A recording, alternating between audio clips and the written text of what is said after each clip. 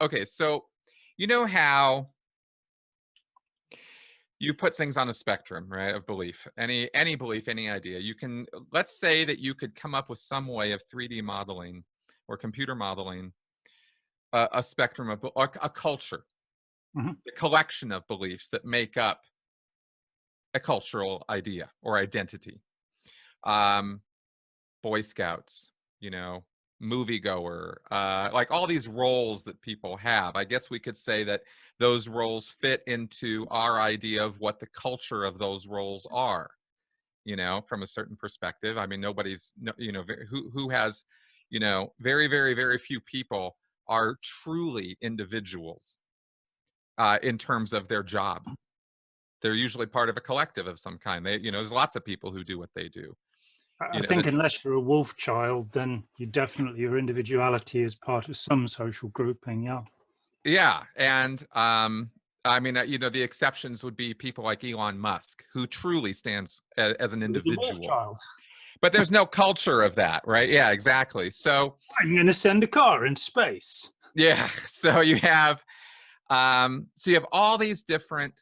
Okay, so if you go from birth forward, you're immediately thrust into all these various cultures, and you acclimate and get and become part of or reject these different cultures as you move through life. These cultures define who you are because you find out what are the rules. How am I supposed to dress? How am I supposed to act? How am I supposed to talk? Right? Even language is determined by this. Where you're born is going to determine how you're going to talk. You had no choice in that. That just was thrust on you.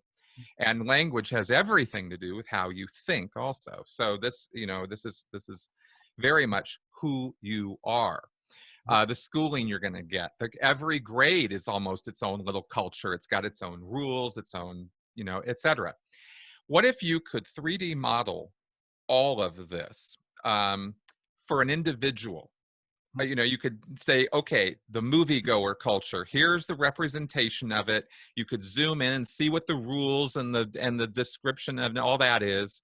And here's and check off or somehow tick mark where this person individually was at on all of those points, grade them on a spectrum, however you want to do it. So you could then model how much of this culture is influencing the person versus how much of this one versus how much of this one, this little piece. It's like this great big, I imagined it initially in my head as like this 3D Venn diagram of overlapping, you know, nodes of influence. And if you were to then get all those nodes together as the you know, where do they all intersect, and you looked at that and you were somehow able to pull that out, that's you. That's And I that's mean, to some extent, this is exactly what Amazon have been doing for the last 25 years. It's what Facebook have been doing. It's what Cambridge Analytica and Aggregate IQ have been doing. oh my God, great point. That's exactly right. That's the closest we've got to this kind of modeling. Yeah, and it basically it stepped over a line, you know, where it used to be the Central Intelligence Agency that was doing this to people. Yep. And what was it, 5,000 data points on everyone in the US in Facebook, whether you are on Facebook or not. Oh, I'd Because be surprised if it was that few. yeah, well, yeah, that's what Cambridge Analytica were claiming, that they know 5,000 things, or data points as they call it, about everyone in the United States. Because if somebody mentions you in a conversation, so the CIA and MI6 created a system called Echelon in the 1980s, which records every telephone conversation and then goes through it to see if there are any keywords. And it's, of course, their technology is about 10 years ahead of what we have. And so they are making these kind of constructions. And thankfully, looking at my recommendations on Amazon, it doesn't work. But well, that's because the AI is nowhere near where people fear it is, and its yeah, ability to differentiate and tell fact from fiction is just not anywhere near where we are at. and they also tend to recommend 7 other things that are in the same category as the thing you just bought because whoever programmed it's stupid. Oh, I shouldn't have let on about that, should I? Right. I love it when I get a recommendation to buy literally what I just bought. Exactly. Yeah, that's always fun. You need an extra copy. Exactly. So I was just thinking about that from like I said, I think it's a philosophical thing at this point. I think you're absolutely right. You just nailed it, that's the closest we've got, which is scary as hell, because the people who control those databases are private individuals who we have no control over at all as to what they're going to do with that information. Unless we hack their Twitter accounts, of course, right. But I think that there is, so I think there'll be dragons down that path. But I think this idea, I came up with this all on my own. I didn't read about this somewhere that I know of, but I think maybe now that you've brought that up, I think to myself, holy cow, I'm far from the first person who had this idea. I don't know that they've worded it that way exactly. I was looking at it from the point of view of trying to figure out who are we? How do we? And it just occurred to me, oh my God, we are this collection of all these things. Because then the question, then this then goes, well, if you say, no, there's more to us than that, my question is going to be, okay, let me take this this ball of ideas and guidelines and principles that I've created here, that I've said as a personality. Let me remove that from the equation. Pray tell, what else is there? Well, this is a triangle, something you learned about in Scientology. Triangles. One end is nature, at the other end is nurture, and enculturation is nurture. The third point of the triangle, which seems to have eluded so many thinkers, is the self, the individual, or what used to be called in the 19th century the will, and became rather unpleasant with Nazi philosophy. The idea that in the midst of all of this, there might be individuality, there might be the chance to say, to step back from the culture and actually work things out, which is what you've just done with this idea. So, and for me, that's been, I figured that out while I was in Scientology, that there was this nature-nurture argument, and that was rubbish, because both things are happening. It's how they integrate, the cards you're dealt and how you play them, as some people say, is nature and nurture. But there also is, in all of the mystical teachings of Buddhism, of Christianity, the Sufis, wherever you look, this attempt to actually penetrate and break out of the culture so that you can directly perceive what is happening. And those are the Zen masters, those are the people who got through. Sadly, of course, nearly all of those people are fakes. They're people who've in fact learned a culture of rules from reading books, and they know how to pretend. Rajneesh is the greatest example of that I know of, a man who called himself Bhagwan, the supreme god. He's a very modest guy, and took, according to Maranand Sheila, something like 300 milligrams of Valium diazepam a day, which is about, 100 times the normal dose, and a couple of hours of nitrous oxide. So he could be going, me nasty, to his followers. That was if he could speak. Of course, he had 3 years where he didn't speak and pretended to all of his followers that, he'd got taken a vow of silence. Of course, as soon as he got back to his own room, he was telling Maranand Sheila exactly who to harass and how to hurt them. But that pretense in public, which I think is the truth for 99% of gurus, is a pretense of the 1%, and I'm not even sure who those people are, but I hope they might exist, who have actually burst the bag of enculturation and seen how, you were touching on the fundamental element of what people call brainwashing, the idea that we don't make the decisions for ourselves, which is becoming immensely popular in contemporary psychology. There is no self. It's just a bunch of automatic processes. You're just an automaton, which is absolute nonsense. And Merlin Donald's A Mind So Rare is absolutely the book that blows that away. But which I have on my stack to read. Yeah, it's a wonderful, wonderful book, because he was an experimental psychologist who's saying, well, your problem is that you're experimenting with short-term memory. or working memory, or whichever the global workspace theory, whatever words you're using, you're only working with the span of attention.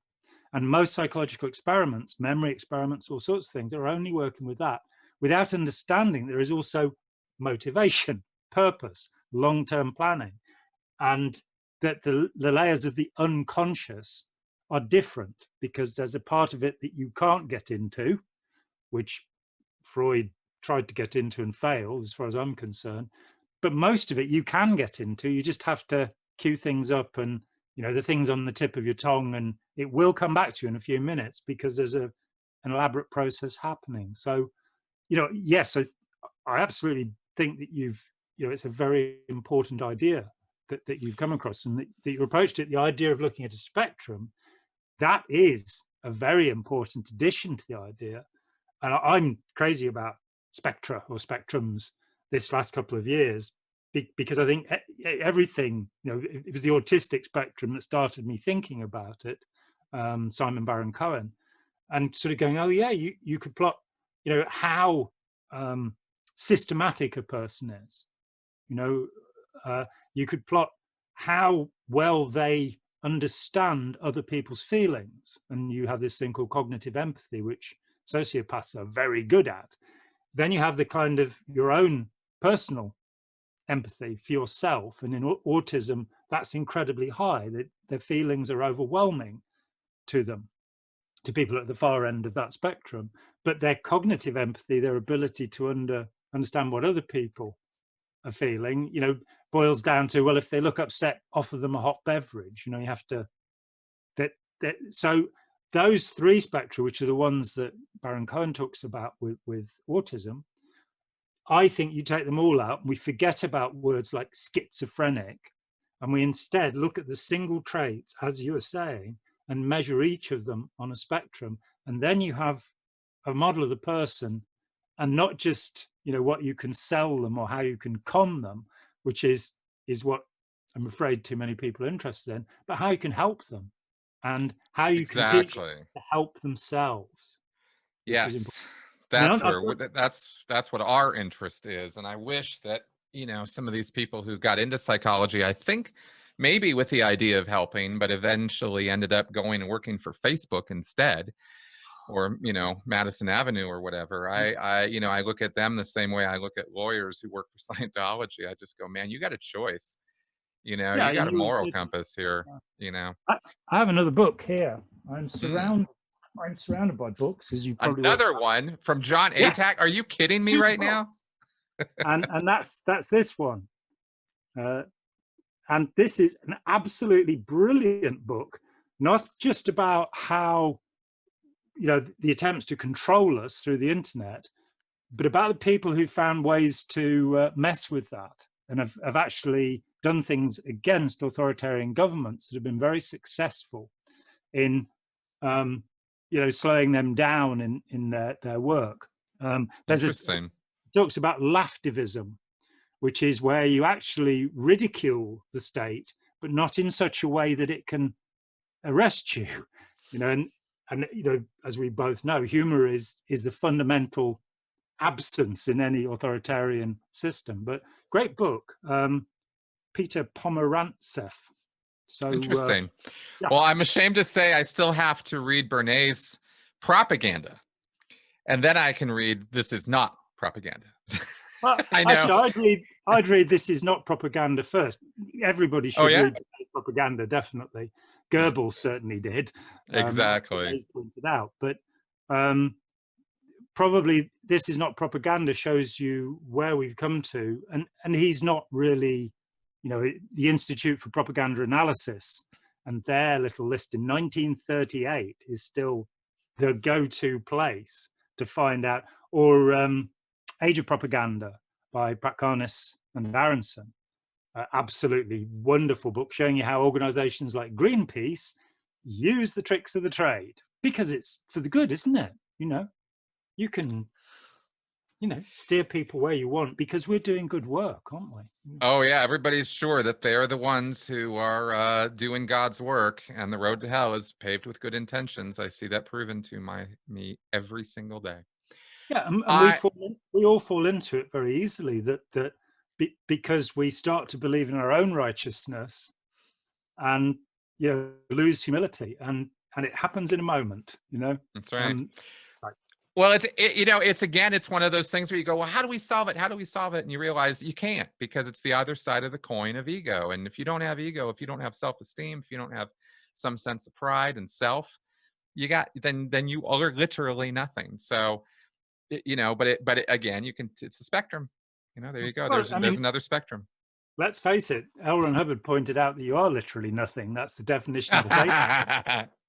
Yeah, there is that. There is that. And Well, speaking of, let me ask you something about what you just said about will, if I might return to that for a moment. Because it does fit into that picture a little bit. And I like that you brought that up. That makes sense to me, because I'm now thinking to myself, well, of course, if you're going to look at this, again, I'm going to use my hands here, this ball, right, of all this collection of Venn yeah, diagrams and where they meet. Then, of course, the next question, now that you've pointed it out, I can see it very clearly, is, well, yeah, but who decided where all those spectra were going to end up? well, yeah. I mean, that's where will comes in, right? How much comes from the outside and how much from the inside? Yeah. Psychologists talk about exteroception and interoception if you poke them hard enough. Mm-hmm. And it fascinates me that some of the cleverest people I know are people who have incredible interoception. And if you have a conversation with them, they find it very difficult to listen, because they've got all of this stuff going on inside their heads that they've got to get out there. Great counselors, people like Rachel Bernstein or Christian Shirko, have great exteroception. They are very aware, the empath is very aware of what other people are doing. And the balance lies somewhere between that. If you are going to understand yourself, then you need to see what's going on around you and what's going on inside you. So there's another spectrum, interoception, exteroception, which is very important, and can be learned. You can teach people how to be more aware, not through the process that Hubbard rather in his ugly fashion called obnosis, the observation of the obvious, Yes. but through listening. In counseling, it's active listening, so that you learn to really get what's being said to you and reflect it back in other words to see if you've understood, and you create dialogue, and which is the sort of thing that Christian Shirko teaches people. Rather than dragging people out of a group, he talks to the family, he talks to the person, he ups their communication skills so that they're able to have dialogue rather than just throwing things at each other, which is so often what people do in conversation. Winning. You meet people. I've met many people who think that a conversation is a battle. It's not two people, as you and I do. We sit down and I say something, you say something, we learn from each other, and we create something together that makes us both satisfied with what we've done, rather than going, well, I think I scored a point over him there, which I'm afraid is, it's built into society. And again, those sets of cultural values become interesting. And one of our cultural values is to get people to conform. Our school system is about suppressing the will, suppressing individuality, and yet trying to create individualism. So, the US is the greatest example of this, where people can be completely conformist and totally individual in their own heads. The Proud Boys, or one of these ridiculous groups. I wrote jokes for a living, and I don't like people whose skin color is different. I think America should belong to Americans. So come back to Europe and give it back to the Americans. They had it before Columbus. That's right. It's true, man. It's totally true. Yeah. And we seem to have developed little conformity factories in our schools, and this is kind of like my usual societal rants, but it comes up. it's the same kind of misnomer or mispurposing as our prison system. You know, prisons are not about rehabilitation, they're about punishment, and they are about eye for eye. That's what prisons are about. They're therefore about reoffending. Well, they certainly create reoffenders, and they are about punishment drive, and that is what they're for. And anybody, I mean, it's the most empirically obvious thing about them. If you didn't know anything about them and you looked at what they're doing, you go, oh, this is to punish people. And then, of course, create slave labor as well, which is a sort of added benefit to the whole thing for the people who run the show. But the citizenry, the reason I'm bringing this up is because the citizens all look at it and go, well, this is about rehabilitation. I don't understand. This isn't working. What's the problem? I thought this was about rehabilitation, but criminals go in and then they come back and then they commit more crimes. And this is a problem. And then look at how they act inside. And this is crazy. And what, you know, but they are looking at it through the wrong framing, because that's not what it is. It's what they've been told it is. And it's a place to train criminals in new skills by putting them with other criminals, so they'll be more effective in their jobs. There is an astonishing example of this. There was a documentary made in the 1990s about a reform school, which was a place for young offenders in England, called Pepper Harrow. I think that Pepper is spelt with just one P in the middle, because there were probably dyslexic kids going there. I don't know. But their documentary was made there in the 1970s, and then they went back, and there were 6 kids in the original documentary. And 20 years later, they found 4 of these kids. One had died, one refused to be in the new show, but 4 of them were in the new show. Now, this place was a kind of hippie juvenile detention center. It was run by hippies.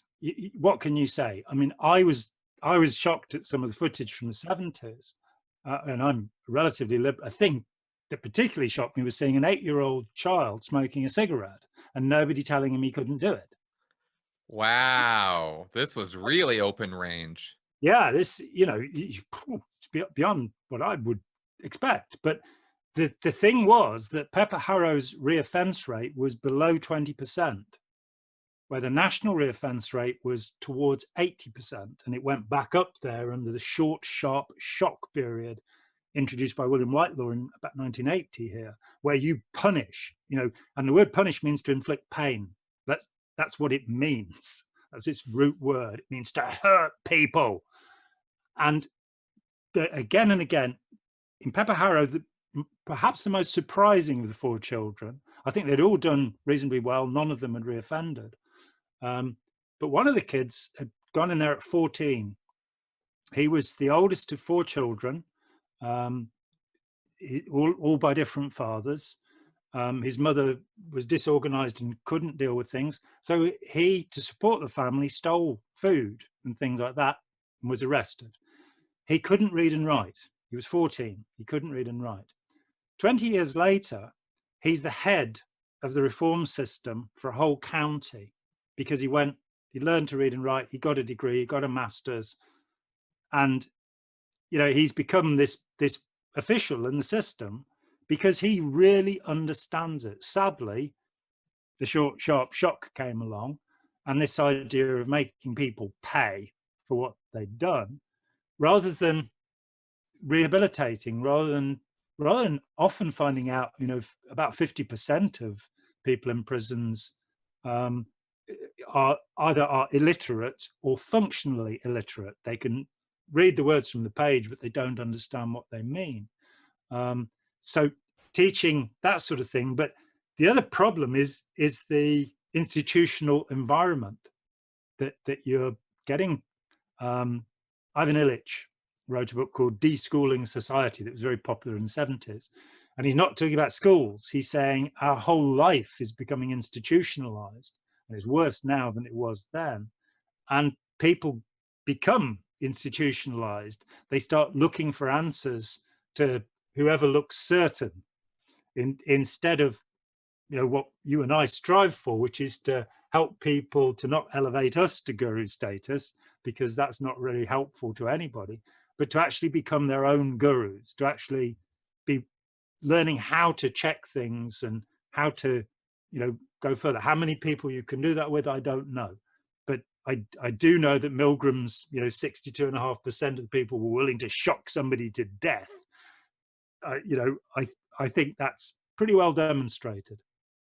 And if you can just shift that by any amount, if you can get people to realize that it's okay for them to think, it's okay for them to disagree, it's okay for them to be disobedient, preferably intelligently so, as Ira Chaleff says. And for our society to work, again, as Iris says, you don't just need courageous leaders, you need courageous followers, courageous enough to stop the leader and say, that's Bay of Pigs, that's a really stupid idea. It's not going to work. Putting, a couple of thousand, I think 1,200 people into a country that's got a military of 200,000, where the leader, for whatever reason, Fidel Castro was the most popular leader in the world. He had an 80% approval rating. I can't imagine why, because he was an awful, dreadful human being. And his name should have been Infidel, not Fidel. But, dumping a bunch of people on the shore there, nobody had really explained it. Kennedy didn't ask what was going on. And it nearly caused World War III because of the inability to say, I'm responsible to think about everything that comes my way. It's up to me to make a decision.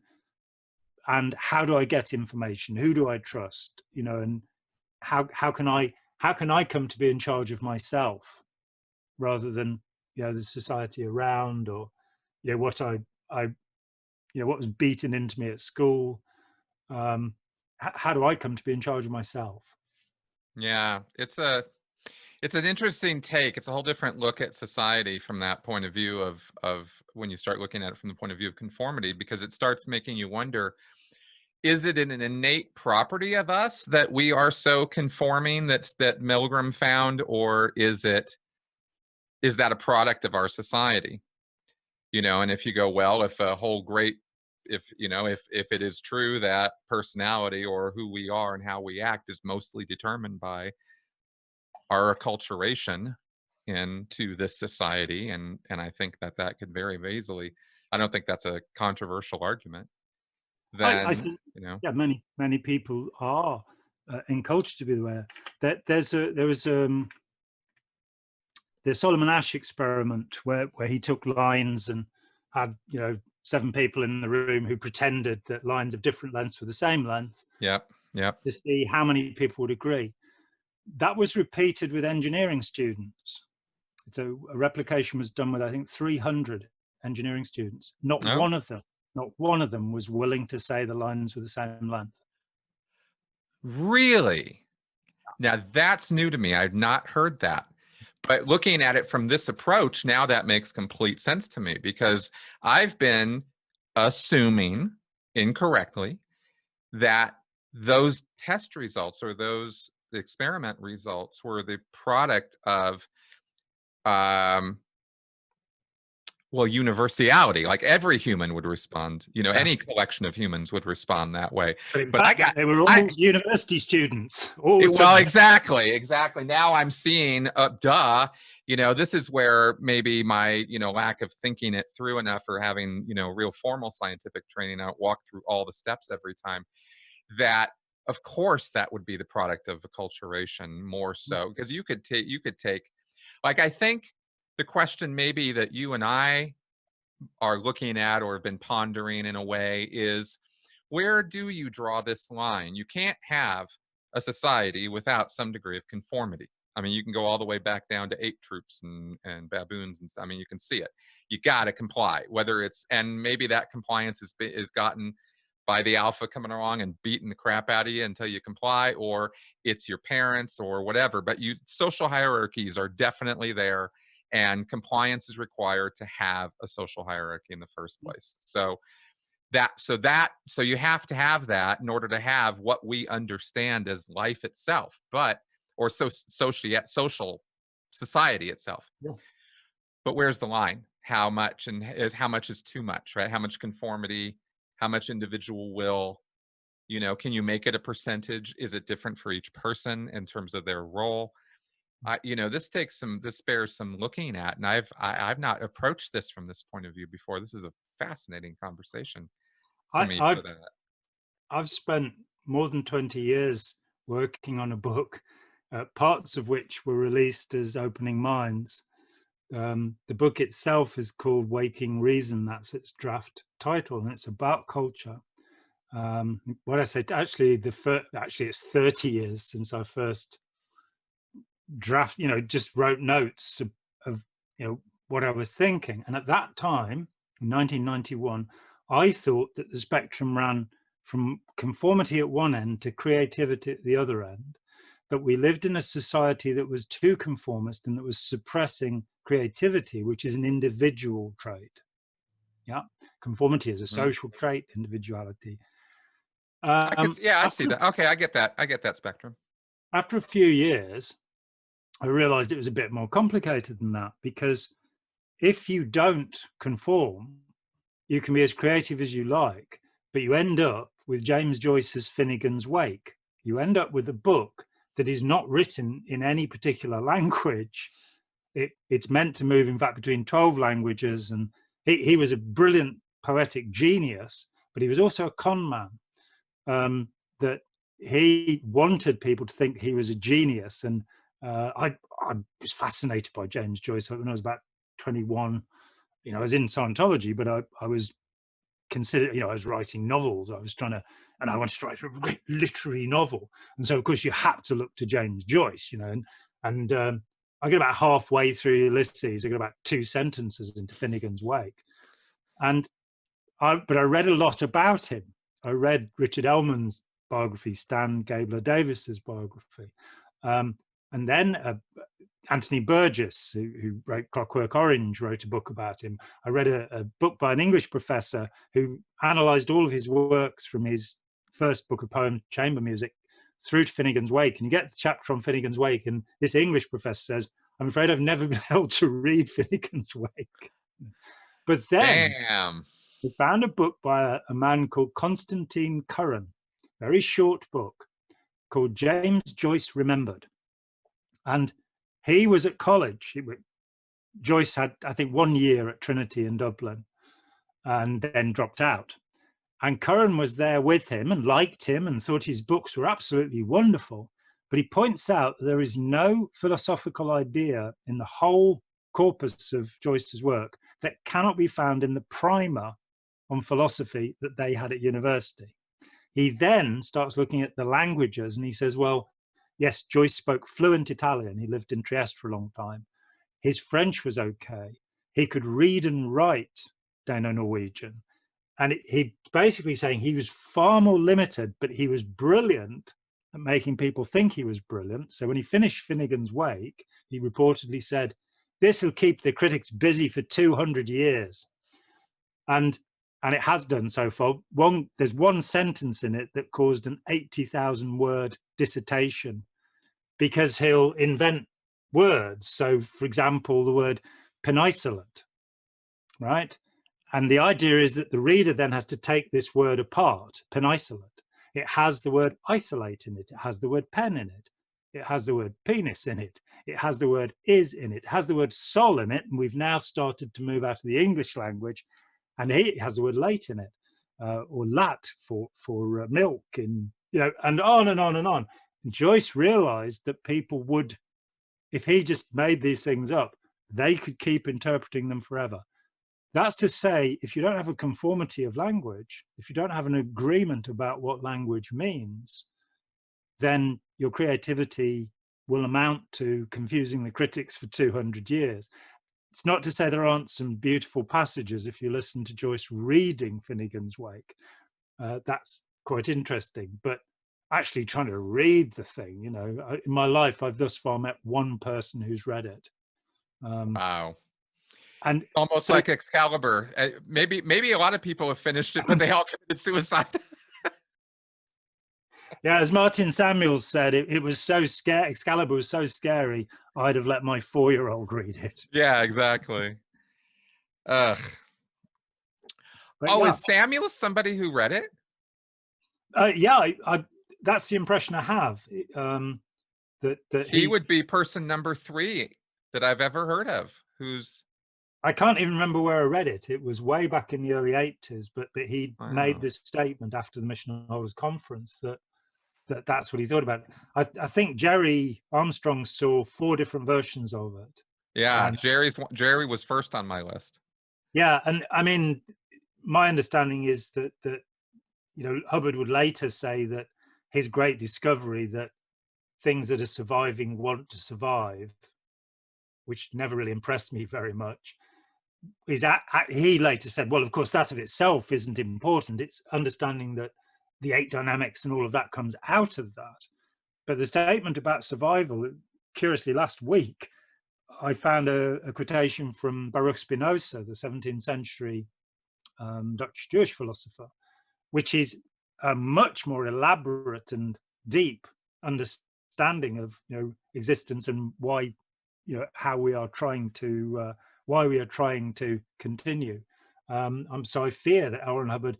So I then went and grabbed a copy of Will Durant's Story of Philosophy, because I know that Hubbard recommended that book, and I'm about halfway through the Spinoza chapter just to see if that quotation is in there somewhere, because Hubbard, like James Joyce, had a few key books that he returned to. Gibbon's Decline and Fall of the Roman Empire, which he often refers to, Frazier's Golden Brow, about in the abridged edition, not the full 8. You wouldn't find L. Ron Hubbard reading 8 volumes of anything.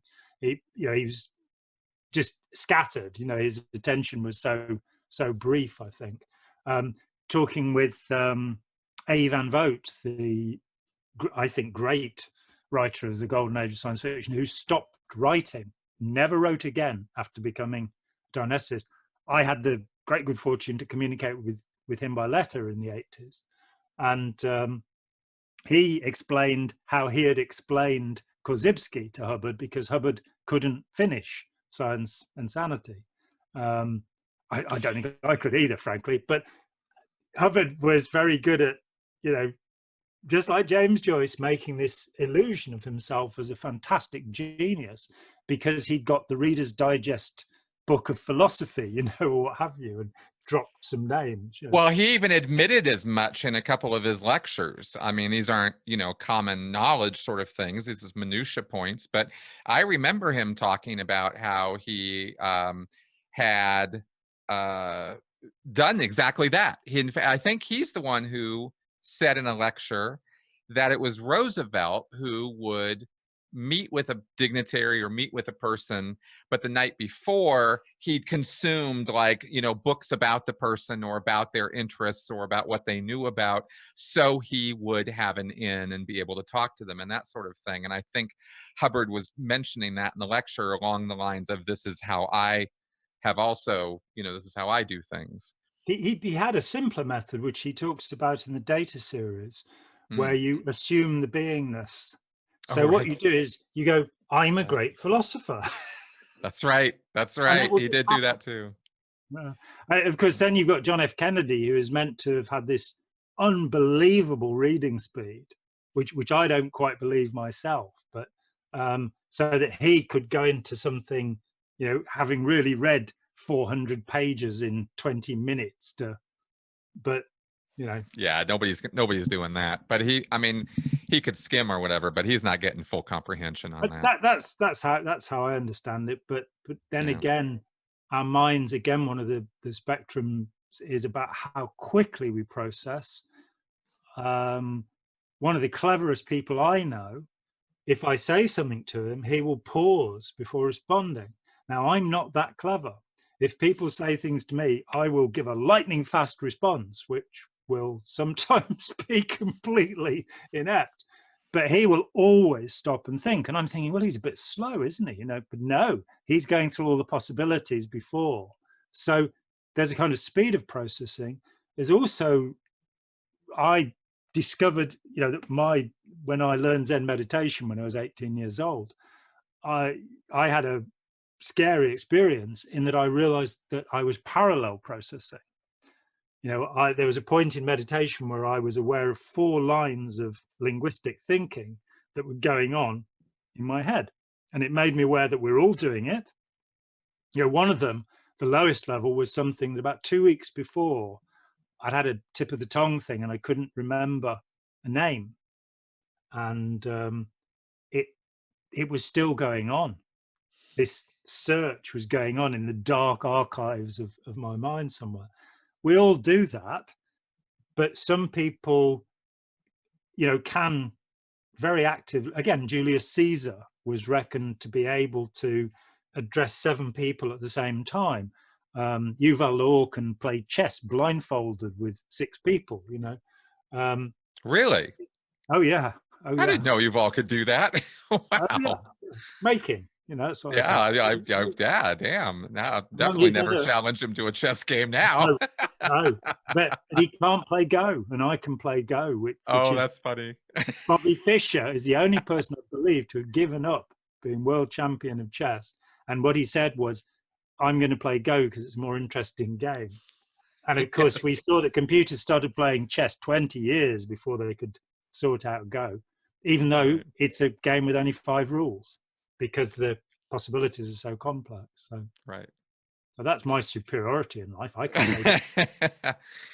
Yeah, no, it's interesting. What you were talking about with levels of process and stuff is totally true. Most people, and it makes sense to me that you would have to talk about that in a meditation context because, you know, you can only go down, and your awareness is only going to go so low on those processing levels of what your brain's doing. And it was interesting you mentioned interoception earlier, or interoception, which is internal perception, Yeah. because that's a word I've heard only from Lisa Feldman Barrett's book Mm. on emotion, because she Yeah. talks about how the brain has interoception of all of the body and what it is doing 24/7. It's receiving information 24/7. Yeah, that's one, how emotions are made. See, I keep all And of these things ready to be able to show you. yeah, those are one Well, of the what's books I've this? actually already read. Well, And I put this bookshelf together last night, realizing we'd have this conversation. oh yeah, there we go. So anyway, yeah, but she talks about that and how it's perception of what's going on in the body as a whole to the brain. And that's a level of perception you're never going to touch unless you're having, say, a stomach ache. That's when it sends it up to the higher, sends it up the ladder or up the elevator, so to speak, up to where Mm. you're actually aware of things. Mm. You know, but your brain is tracking on what's going on with the smallest little things in your body 24/7, even if it's not telling you about it quite yet, which is this weird duality that we sort of imagine that exists in our heads. Whereas, in fact, the me, the brain, the mind, the thoughts, the emotions, it's one thing. Hmm, That is the me. Just the differentiation between thought and emotion is an entirely false dichotomy. that's right. That was the major takeaway for me Mm. from that book, Yeah. from her And book. in turn, she is actually on the cover. I love this. You know, what modesty. Brilliant and original by the deepest thinker on this topic since Darwin. Okay, that's the review. I'd just like to point out that the essential idea that she discovered has been available in sociology for 20 years. What's that central idea?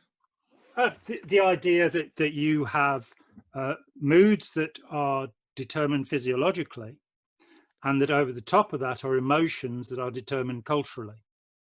Okay. That, you know, so, you know, she talks about the guilt that you feel when you've eaten the whole bag of chips, for example, as a Right. specific, but she has, as you know, she has words from different languages that don't exist in other languages That's to right. say that these are cultural.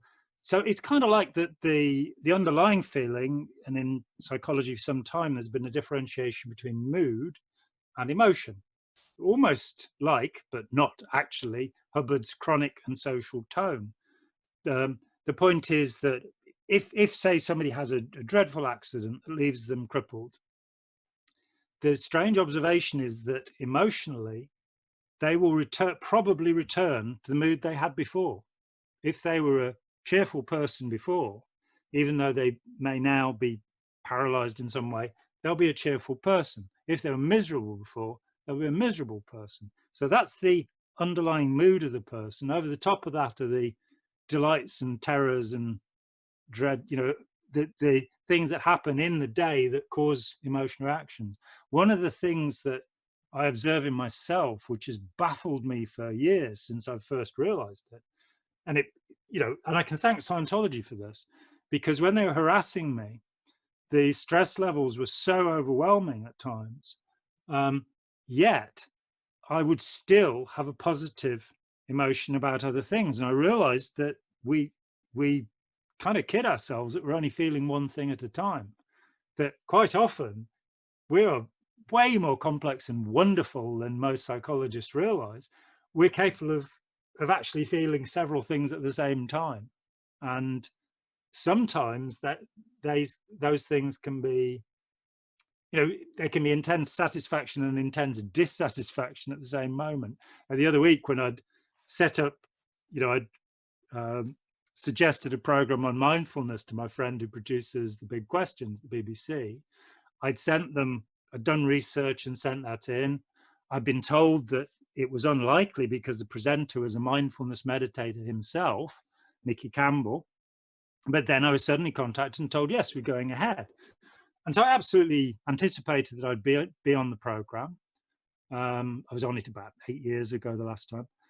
And, started getting myself ready, because they'd only given me a week's lead time to be ready. So I was really very surprised to get a call saying, oh no, because of this COVID-19, we don't want people to come from far away. That, I'm not sure that was quite true, because there were certainly one person who went further than I would have done and took her children with her. So their concern for my safety may not have been thorough and absolute. It may be because I'd suggested that I thought Nicky Campbell ought to declare in the program that he's a mindfulness meditator. That seemed to me right. I wasn't angry or argumentative about it, and I wasn't talking with my friend who's the producer. I was talking with somebody I didn't know. But it would have meant traveling for 5 hours, staying overnight in a probably not very nice hotel. Because I have delayed sleep-wake syndrome, it would have meant getting about 4 hours sleep. When you sleep in a new place, only half of your brain sleeps on the first night. So I'd have got up, got into the studio groggy, taken a battering from the Hindu priestess psychiatrist they had, and the mindful Buddhist nun who seemed extraordinarily aggressive to me, I must say, for somebody who was meditating, but no, that's just me. And then had a 5-hour trip back home. And so when I was told, I was annoyed because I'd put the thing together for them, and relieved. And they were both quite strong feelings, and in the end, the relief won, because when I saw what should have been an hour program reduced to 25 minutes, and at no point did they mention what I was saying, which is there is no scientific evidence to support mindfulness. None. The National Institutes of Health have so far spent $100 million researching it. The US military have given $31 million to Martin Seligman, the man who shocked dogs and accidentally discovered learned helplessness. And there's nothing scientifically. There are a few little studies. There's one on social anxiety disorder that suggests that it might be. And there's another one that says it works as well as some other things. But we've actually, in our National Health Service, got a whole department. Doctors are supposed to recommend it for depression, anxiety, and pain, all of which it will probably make worse. And I speak as a seasoned meditator. We've got the Buddhist community say, oh, we're not, many of them saying this is a scam. This is, nobody really knows what it means. But it was never brought up in the program that it's being used in our health service without evidence. So, 25 minutes, I'm kind of glad I didn't jump through those hoops to do that. But it might have boosted my YouTube channel, and you know what that's like. That's the most important thing in life. Of course. Good times, man. Well, we all got our ups and downs, I guess, with this stuff. Yeah. I've had one speaking gig, maybe 3 canceled. I don't know yet about 2 of them. I'm not sure yet about the ICSA conference in Montreal. I And doubt it's going to happen. I Yeah. doubt it though. Yeah. Cause we're talking about July 4th weekend. Mm. So yeah, good times, but hopefully, we'll see. Yeah. But But you're right about the thing about emotions. That's actually on the business of being able to entertain or feel more than one at a time. Well, of course, there were so many takeaways I had from Lisa Feldman Barrett's book. It's a great book. Oh, it truly is, and it really was very enlightening. On it was a very, very good education on predictive coding and how the brain is actually predicting what it's going to see before it's before when you're becoming aware of something. It's not because you're seeing what's in front of you; it's you're seeing what you think you should be seeing in front of you, but it's not even what you consciously think you should be seeing. These words are slippery because they can fool you. Oh, now I can, it's all a very subconscious process, but it's fascinating to see the order and sequence in which things are happening in the brain, and how emotions are just another process up here. It's not like there's a emotion center that's sending out the fear circuit or lighting up the anger circuit. It doesn't work that way at all. And once you break it down and see how these are put together in lots and lots of different ways, you suddenly understand how there are so many different fears and so many different angers and so many different joys. Like we experience these things in vastly different ways depending on the source of the joy, or how long it's going to last, or how, or the backstory to it for us. So yeah, because different parts of the brain are lighting up, or you can look at that different ways. So it's fascinating stuff. I think Indecision would be a point where you could very clearly see that you can entertain multiple concepts at one time because you're deciding between multiple choices. Yeah. And course. it may well be that people who suffer from chronic anxiety, there could be something very simple going on, which is just that the communication through the corpus callosum between the two hemispheres of the brain is jammed, and the two halves that make up the self in that way are in conflict at all times. In people who've been in authoritarian relationships, that indecision, that hesitation, that am I doing the right thing, can I trust myself, is my decision making process, that becomes one of the significant elements that has to be considered in bringing the person back, which is very much what we're talking about, that they get to make the decision. I think Margaret Singer and Janja Lalich in Cults in Our Midst, where there's this talk about, you take the newly fledged former member to lunch and they look at the menu and say, well, what do you think I should have? Because it's, they've had the decision. And so we really are I had a very strange revelation. When I used to do intervention work back in the early 90s, I was up on about 3 hours sleep one day, getting ready to go and do this thing. And I'd sort of felt that to help former members, I had put aside my own quest for enlightenment as a Buddhist. And let me emphasize that throughout Scientology, I never stopped thinking of myself as a Buddhist. I was one of those few people who really did take it as an eclectic thing. But some sort of Buddhist with sort of Taoist leanings. But the pursuit for me was nonetheless enlightenment. It wasn't OT8 or something like that. It was, I figured the bridge wouldn't cross the abyss, and there'd come a point where you'd have to take over and jump. That was my somewhat, I'm sure I'd have been thrown out of the Sea Org if I'd mentioned that to anybody. Thankfully I wasn't in the Sea Org, and I kept paying them the money, so who cared what I thought. But when you keep paying, you can think what you like. You can be self-determined. But I'm sat there thinking, I've put aside, 7 or 8 years before, I've put aside this quest because I found that I was able to help former members to think about things. and I'd become involved in the study of mind control and all of this stuff and how to undo that.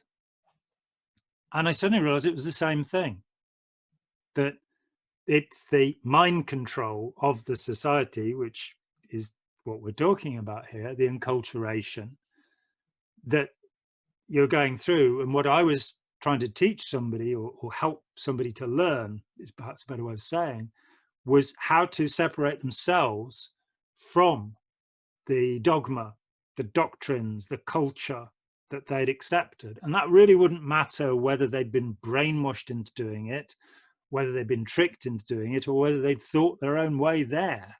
Wouldn't matter how they got there. It'd be, how can they? And so, the Buddha Dharma, the idea of helping people to realize truth, to see what's actually happening, it's all part of the same process. And so is understanding neurophysiology, psychology, anything. When it comes to neurophysiology, we have been through a revolution, so that what we're being taught in the textbooks, if you go and read, I don't know, Ramachandran's pretty good, what we're being taught isn't actually true. That these are speculations based upon investigations, but they're expressed as knowledge all too often, which again is why I tremendously recommend Robert A. Burton, Skeptic's Guide to the Mind, a working neurologist, head of neurology at Mount Zion in San Francisco, University of California in San Francisco, who challenges many of the preconceptions. One of them, which is taught as truth repeatedly, is the idea that the amygdala in the old brain, the limbic system, are controlling fear. That's right. And we have now, Joseph Ledoux, who did much of the work on this, actually withdrew his interpretation of what he was seeing, and said, no, what we've shown is that it can amplify fear responses, they, in fact, you've got two of them, not that they control fear responses. We've also learned about neuroplasticity, and it may be that no two brains are the same. We have one neurologist who's saying that all of this stuff about the difference between male and female brains, coming from Venus or Mars, I mean, my brain came from the Earth. I'm not part of the fourth or fifth invader force, with L. Ron Hubbard. You don't have the great big lobster hands? I don't have the lobster hands. I think that's fifth invader force, has the big lobster. That's claws. it, from Mars, yeah. Yeah. Which is where men are from. They have the big hands, men do. Right. But that in fact, the difference between any two brains, whether male or female or what have you, is beyond our scientific ability to comprehend at the moment. We can see where the oxygen's going in the brain and make guesses about that. We can say that the paralimbic system can, that joins the amygdala and the limbus to the prefrontal cortex, where we supposedly think there's a deficit in psychopaths, but that deficit averages out to about 7%. It's not, they haven't got the connection.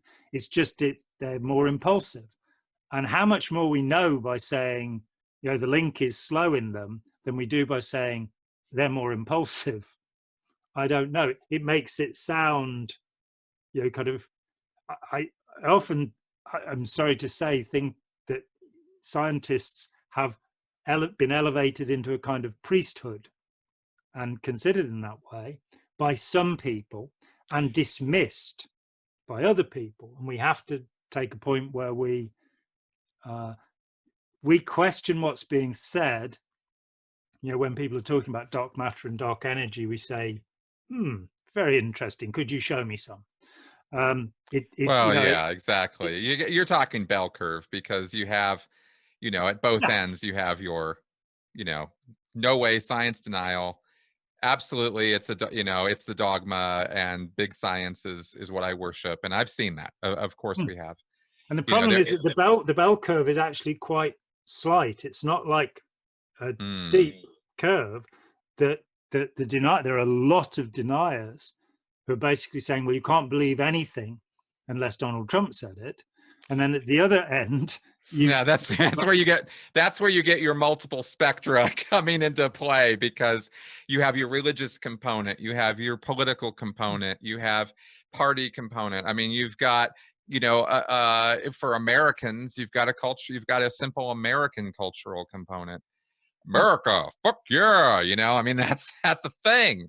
It's real. It's not an imaginary fantasy or something that just comes out of a movie. It's a real thing that the stereotype is based on reality, and there are a class of people who actually think that way, and so that fits with that. So yeah. And it's just always wanted to comment on the number of things feeding that pot. Yeah, and it's always easier to see from the outside than from the inside. So the rest of the world is looking at America and going, just like that. I know. Americans are going, praise God and pass the ammunition. Exactly. America, fuck yeah. I mean, when I, a few months ago got into the history of the Korean War, I was utterly flabbergasted seeing interviews with American troops who had served there, who said, we were told that any Korean that came towards us was to be shot. Wow. Hundreds, thousands of refugees were just mown down because that was the order. Jesus, I had no idea. Yeah. And the idea, do you know how many towns were left standing in North Korea from the aerial bombardment? Do you know how much of it was left? How many towns? I couldn't. 5? I don't know. I couldn't even hazard. None. Okay. Every town in North Korea was bombed flat. The only town that survives in North Korea was one that was traded after the armistice that had been in South Korea. Wow. And you kind of go, why are these people upset with America? Well, no doubt. It might also help if there wasn't a dynastic family cult there running the show too. So we got two ends of that spectrum. I'm not saying that defensively. I acknowledge the crimes. I'm just saying it's a complex situation. Yeah, I mean, if we take it, away from anything that's in the slightest bit critical of the American way, look at the troubles, as we call them, not women's troubles, the troubles in Northern Ireland. This war that went on, it's the longest war since the 100 Years' War, I think. It went on for 40 years, pretty much, and 3,000 people died. And when I look at that, you've got three corners. You've got the Protestants in the north, the Ulstermen, who are the Ulster Defence Force, the Ulster Volunteer Force, the UVF. They're doing one set of evil, horrible things. Then you've got the Provisional Irish Republican Army. They're doing another set of horrible things. And then you've got the British Army and the Royal Ulster Constabulary. And I actually interviewed a guy who was in the counter-terrorist unit, 14 Int, of the Special Boat Squadron, which is their Navy SEALs, if you like, here, very highly trained. In fact, 14 Int were the highest trained unit, and it just happened to end up spending a few days with this guy. During an intervention, he worked as a security guard for us. And by chance, we also happened to have a guy who's doing a master's in criminology about this situation. So I got two, not in the same room, I got two conversations during this period. Incredible coincidence. And the guy who'd been in 14 Int, he said to me, do you know that aluminium burns? But aluminum. Mm-hmm. And I said, oddly enough, I didn't. He said, yeah, you can set fire to a Pyra's Land Rover, Pyra being what the military call the Provisional Irish Republican Army, the IRA. And he knew this because he'd done it. They targeted some people, they decided they were in the IRA, so they burned their vehicle. Oh, wow. Nothing legal about it. So what often happens, and has certainly happened in North Korea, no doubt, they had the Chinese backing them. The Chinese, of course, the Chinese communism was completely created by Stalin. It is a force of tremendous evil in the world. You had MacArthur after Incheon, the invasion of the north of Korea in September 1950, saying, let's use nuclear weapons. Let's take out China. And he had to be recalled to stop it. because it was only a little genocidal. I mean, Jesus, man. Only a fifth of the population of the world, you know. Yeah, so come on. The evil exists, and that is usually the problem, that we take a side, and if you don't take a side, if you look at the conscientious objectors in Britain during First World War One, they were really punished, you know, because they said, it's against my conscience to go and kill these people. So you either got to be a stretcher bearer on the front line, so you'd be heaping bits of mangled bodies to punish you, or you'd be locked in a cell and hosed down with cold water every day and put on a bread and water diet. If you didn't, and we're back to the beginning of the conversation, if you didn't conform with what the society demanded. As I think I said before, the suffragette movement got the vote for women here by saying, okay, we will stop committing terrorist acts. They were setting fire to things. They were blowing things up. This nowadays is called terrorism, you know, whatever the cause is. And their cause was absolutely right, of course. But they said, we'll stop doing any of that and disrupting things. We'll hand out white feathers to any man we see who's not in a uniform. We won't ask him about the disability that's stopped him from being able to serve, or about the injury he's sustained in war. If he's not wearing a uniform, we'll give him a white feather and ridicule him. And in return, you'll give us the vote. And the deal was struck. So, wow. You know, conformity, creativity, individually, transparency and truth. Things that are the first casualties of politics. We say truth's the first casualty of war, but I think it's the first casualty of politics. You know? Well, I would like to see, and you know, I love throwing these things out there because you usually have some kind of interesting sort of a reply. And what's on my mind right now as I'm thinking about this is, tell me a group that's ever coalesced around rationality or came together because of logical ideas. Okay. Groups are formed around my premise here is the opposite, of course, is that groups are coalesced and made vigorous and made, you know, like supported through emotion. You use emotion. I will give you an example. In fact, I'll give you several. We'll start with Bologna. We'll then move to the Sorbonne, and we'll then move to Oxford. These three universities were founded in the 13th century based upon a single book, which was a treatise by a man who is usually in the West called Avicenna, but would more likely be known as Ibn Sina, who was a Muslim living in Cordoba. And he had written a treatise on the works of Aristotle.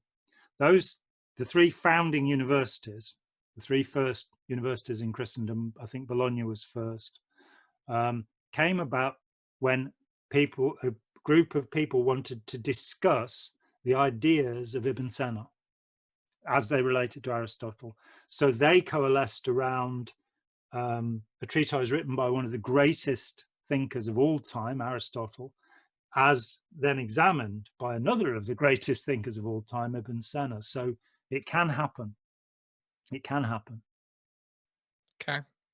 Then, of course, Oxford and Cambridge split because they argued with each other over the internet. So, you know, it doesn't keep going for that long. And I think that I think often groups have come together. If you look at the early Christian movement, and there are problems historically here, I know. But many people joined this group because they wanted agape.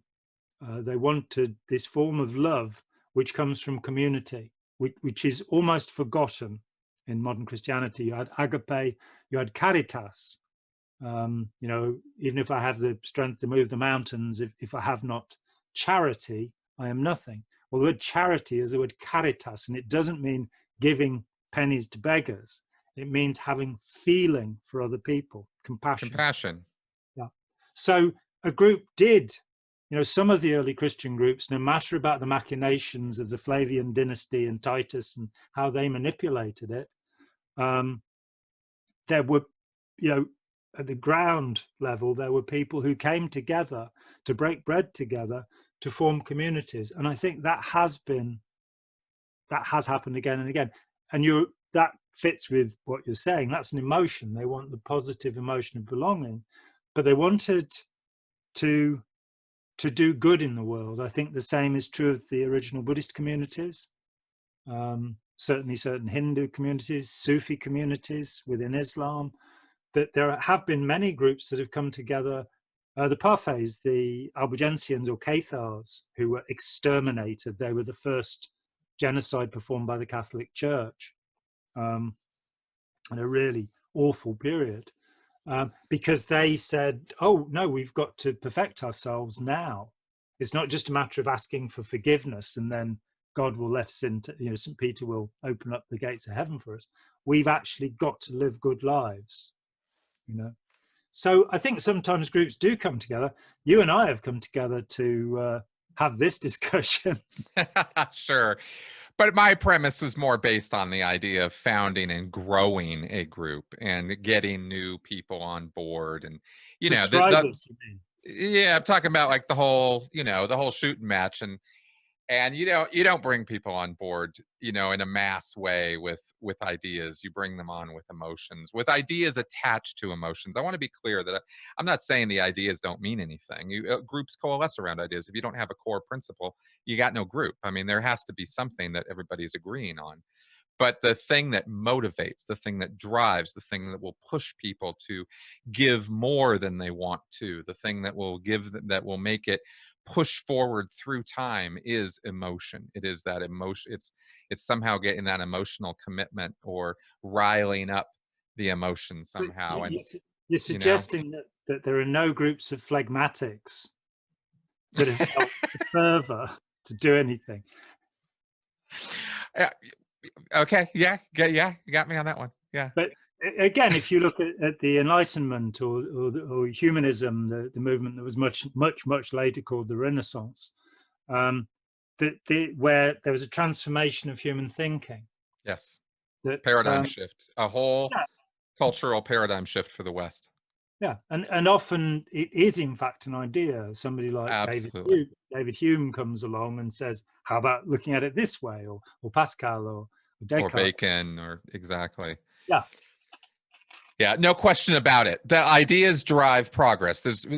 Please don't misunderstand me. These both exist. But I just wanted to put forward that emotion is a component of that too, which at the end of the day is almost a silly, arbitrary thing to say, because it's all coming from the same place.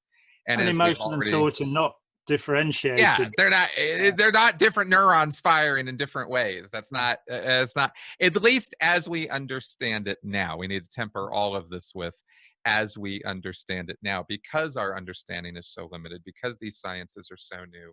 And unfortunately, we're not going to live to the time when we're probably really going to crack the code on what's going on up here. And it's so fresh, you know.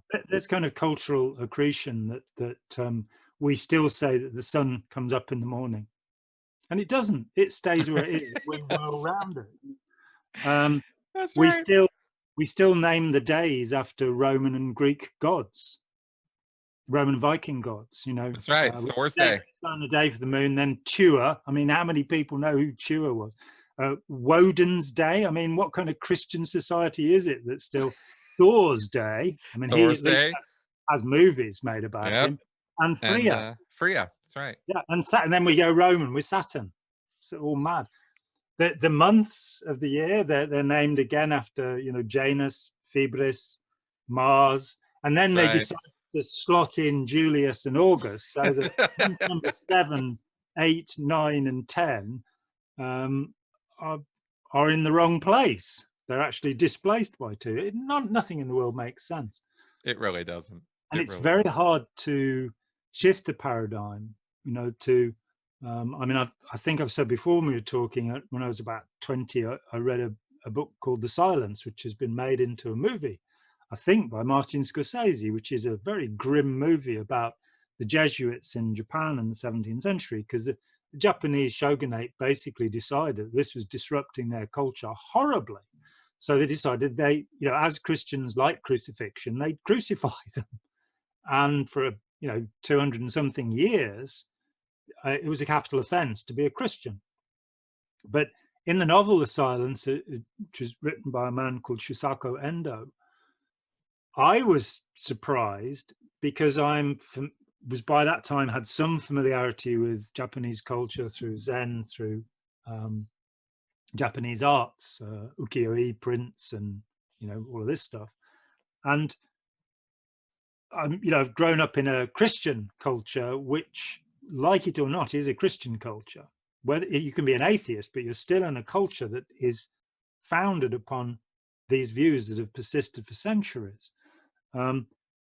What was strange to me was Shusaku Endo is a Christian writing about Japanese Christians, but his culture was quite obviously, he took certain things to be natural that were very odd to me, because we don't have bitter plums in our diet. So there are significant differences between cultures, and that's actually a rather positive thought, because it suggests that we might actually be able to make things better. It might be that the silver lining of COVID-19 is that people are working together again. Sorry, I tell again and again. I was in Washington, D.C. many years ago, and there was a cab driver from Ghana, and I said, "Oh, how long have you been in the States?" And he said, "Oh, 8 years." I said, "Oh, and what's the main difference between living in the US and Ghana?" He said, "Oh, well, at home, anything goes wrong in your life, everybody in the village is there to help you. Here, you have welfare." Wow. And I think maybe, what we're already seeing in the UK is, I'm getting emails from my neighbors to say, if anybody needs help and what have you, that the state is not able to cope. And so, that collaboration may happen. I personally would like to see universal basic income introduced right now, because it's the most obvious solution to the problem. I think in 6 months' time, we'd find that all of our ways of punishing the poor and forcing them to do things are costing us more than just saying, if you earn more than this, you can pay the tax back at the end of the year. Absolutely. And absolutely, I totally Even agree with Bill that Gates stuff. thinks it's a good idea. Yeah, well, then it must be. Well, at least if Bill Gates thinks it's a good idea, then at least there's some possibility that it might gain traction. And As I've been, various people. Yeah, we got a long way to go on some things, that's for sure. With what you were, I was just thinking about something with what you were talking about with the neuroplasticity of the brain alone, to me, opened up so many doors of possibility as to improving man or making us better or whatever, because I realized, yeah, fine, not a blank slate, but pretty goddamn close. Like, there's so much that we are trained into that we forget. I mean, how many of us remember the first year of our life, the second year, the third year? I got nothing until the fourth year. Only people who lie, I fear. I think so. I think so. And yet those are the years where the basics of your language are developing, the basics of your acculturation are happening.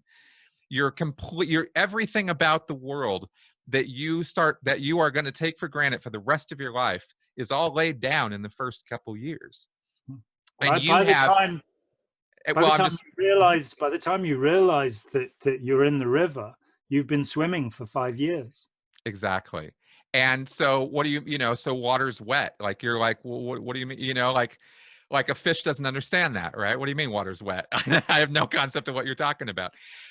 Like, that's the kind of thing I mean, where these things are laid down. And this is why the pattern of our society or our culture has so much to do with who we end up being. And somehow we're either afraid or don't even understand that enough to acknowledge it.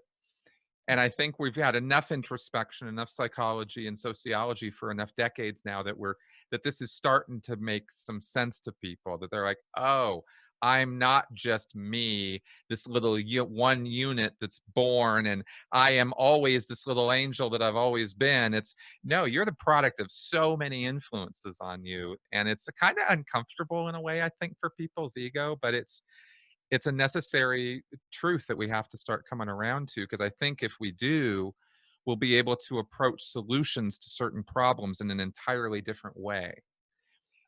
I think our You know, perception of who and what we are, you know, I think it was Charles Tart, the book Altered States, which was the book that in the 60s reopened investigation of hypnosis. I think it's in there, it's a long time since I read it, that he talks about a culture that actually mourn birth and celebrate death. Yeah, because they think life is a terrible, arduous thing that you're going to have to fight your way through. So it's an awful thing to be born, but a wonderful thing to die. The Jain religion, the third religion of India, they have this, their wise elders will starve themselves to death. That's their last act, because death is a positive thing. And just taking something that huge that, you know, your cognitive dissonance starts to really flash, that you can view the world, the views of the world are uncultured. You know, in the same way that the emotions, many of our emotions are actually, you know, if we get wise about it, then we can calm down a bit and see the world in a different way. I would say that I've come to the belief that the most important single value in human culture, and the one that we violate, is justice. And that the opposite of justice is corruption.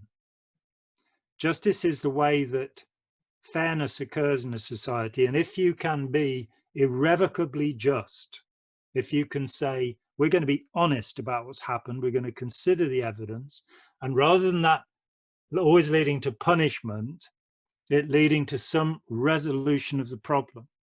You know, in bringing my kids up, you know, for me, you know, I'm really pleased that when my oldest boy, who's now 30 whatever and on a PhD, but when he was at college, he called me up and said, oh, I've been offered this stuff. It's called methamphetamine.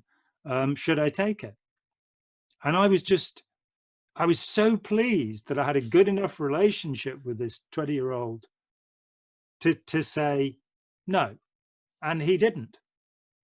And thinking of this way of, you know, we entrain our children to lie by punishing them, by threatening them, by that's right. so, and it's going to be different. You know, there are going to be kids who are, you know, really dangerous, and I am not, you know, I do believe that serial killers should be locked up.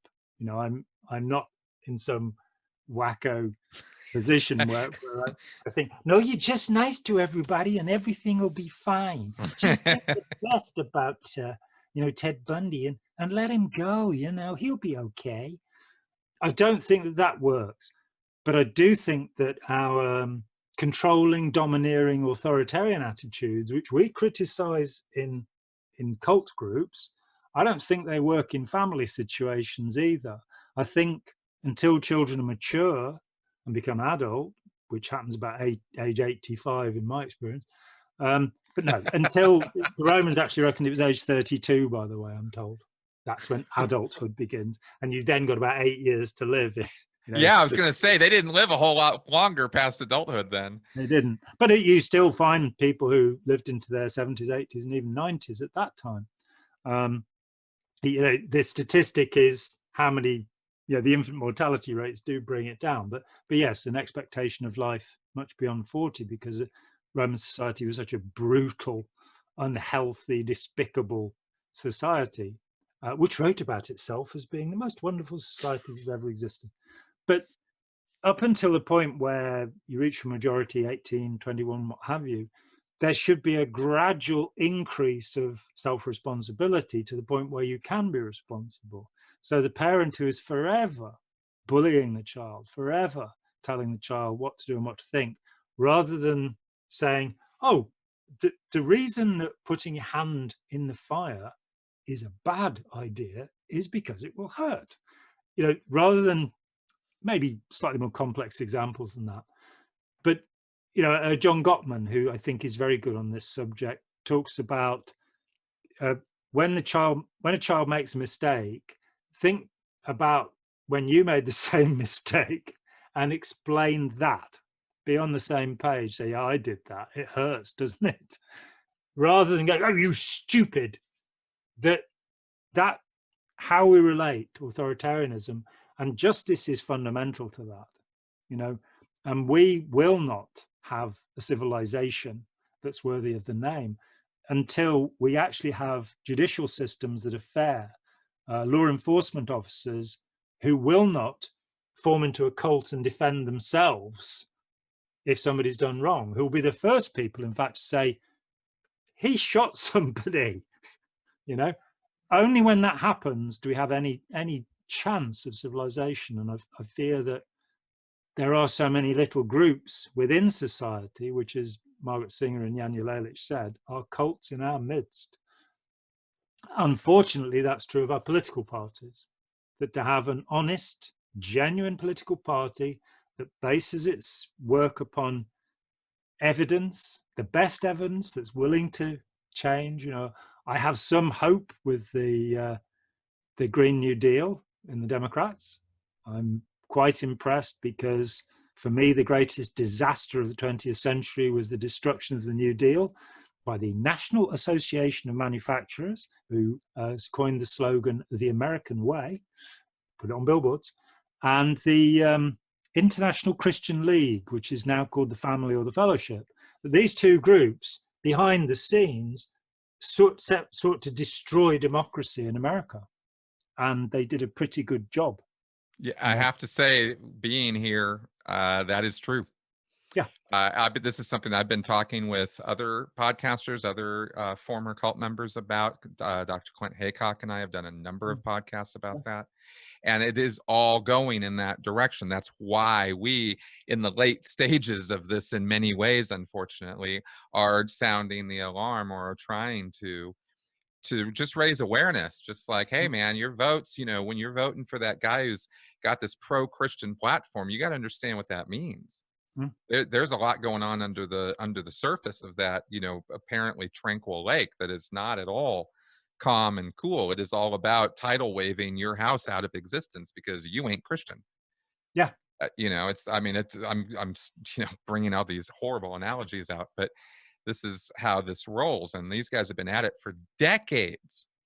And you know, you have madness behind it because they're not Christians. Somebody who is taking, what is it, Romans 13, and saying that God appoints the leaders of the world and therefore you should subject yourself to them, which is what the Family, the Fellowship, what Jeff Charlotte points out in his excellent books, which came from Vereida in the 30s. It's a nonsense, because if you accept that, you accept that God appointed Stalin, Mao, Hitler. Come on, guys, you know, if the leader is doing something that is unethical, it's no good saying, well, you know, David slept with Bathsheba or whoever it was.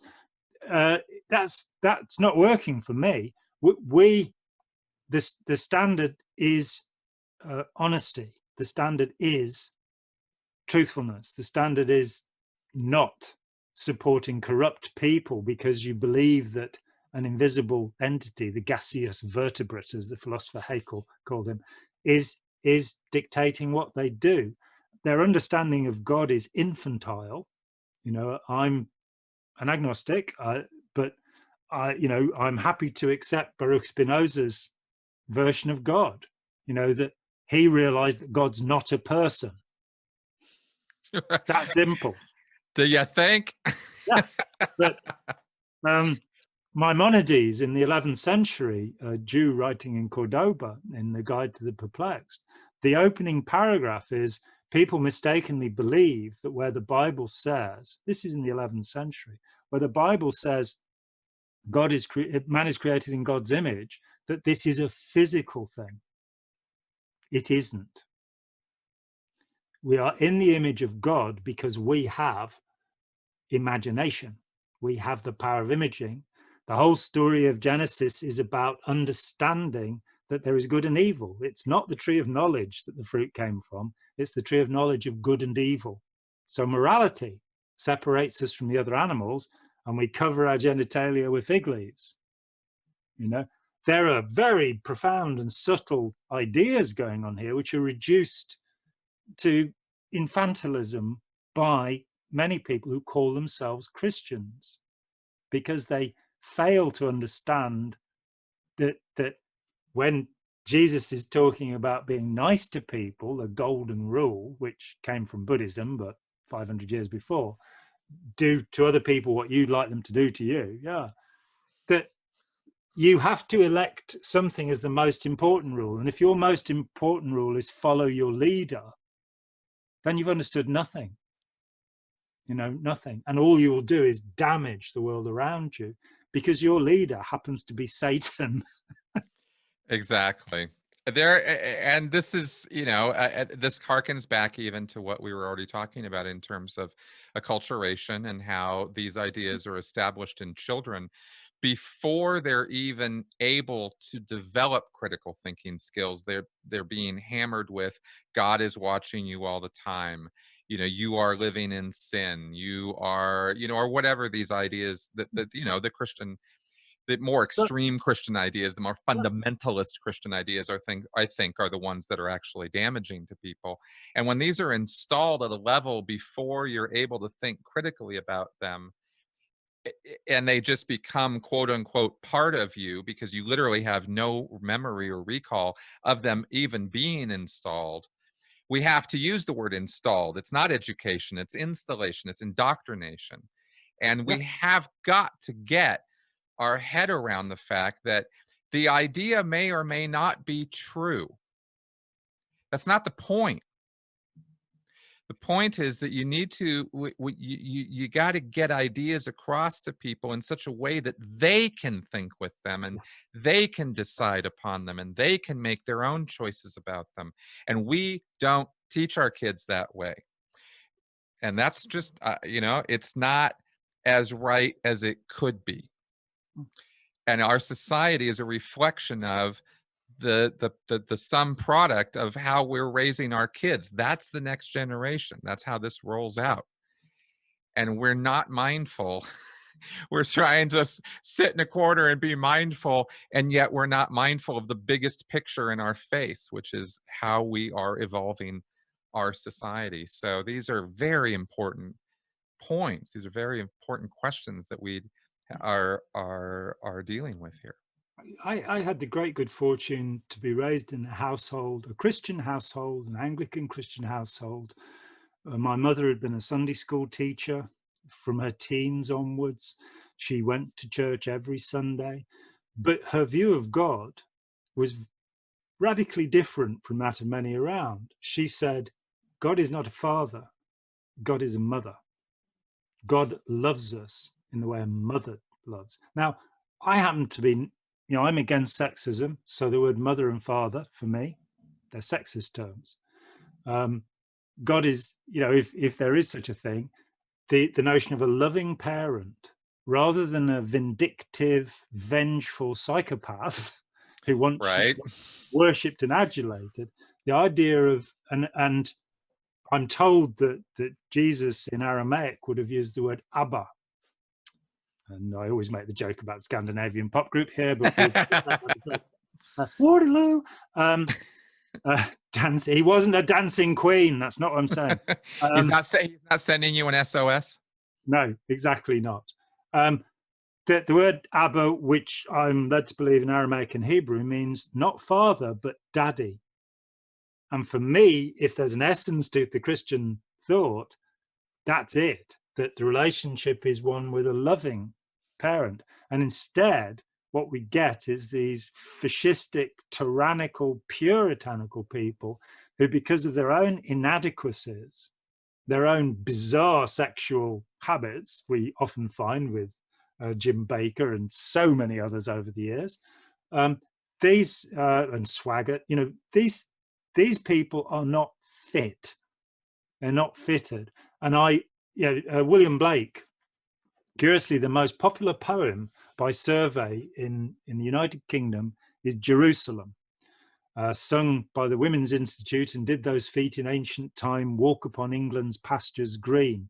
It was written by William Blake. And the thing that people singing the song, and it's sung in church, don't realize is that he was not a Christian.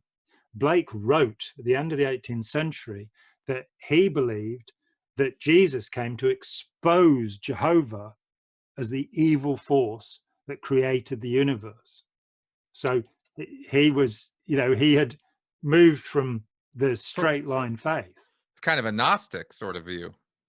It is. It can be seen in Manichaeism in various, but he actually comes closer to the Zoroastrian belief of three forces in the universe: Ahriman, Lucifer, Jehovah.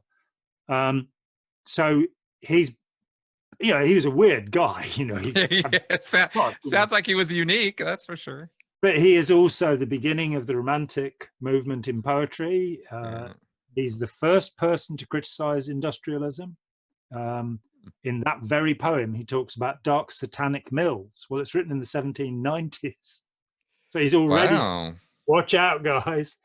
He sees where that ball's going, yeah. Yeah, and, he did have some very eccentric ideas, which we won't get into now, but because we'd be here forever. But he is somebody who is doing what we're saying. He's seeing the world in a unique way. Yes. He didn't do that as a university graduate.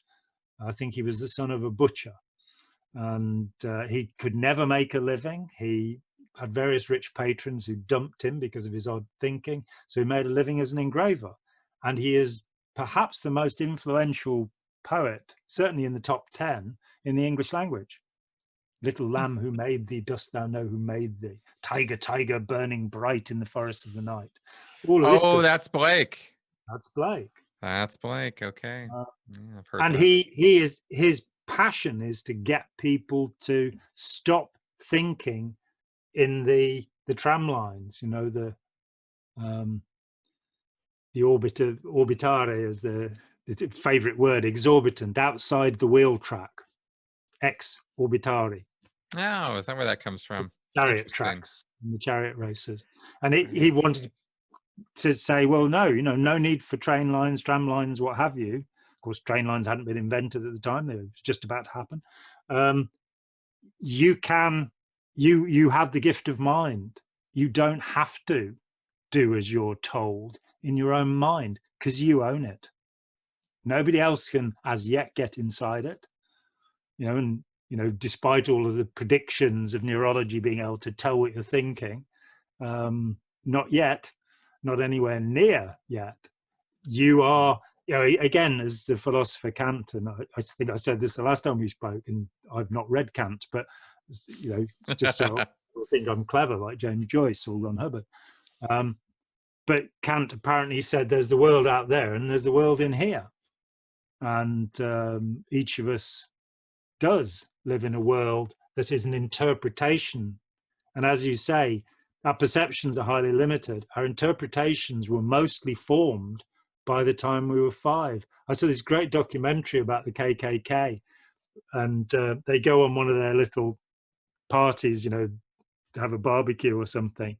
And there's a 4-year-old, and he's dressed up in all the stuff. They've got a little pointy hat from and everything. And he's walking around and he's going, "What pyre?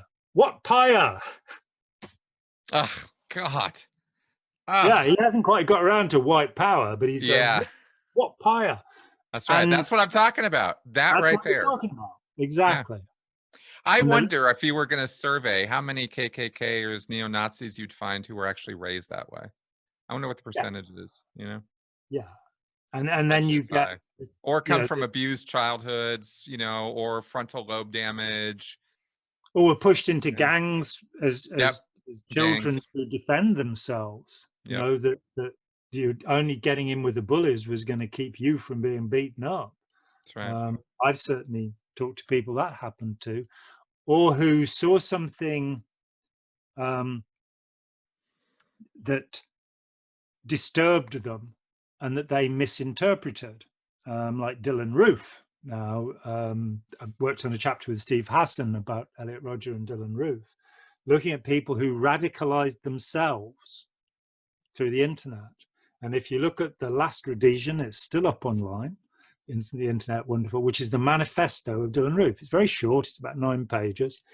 And in there, he got upset because of a shooting where, in fact, a black guy is shot by a Latino, and he seemed to think the Latino was a white guy. He got a bit confused about that, but let's not worry about that.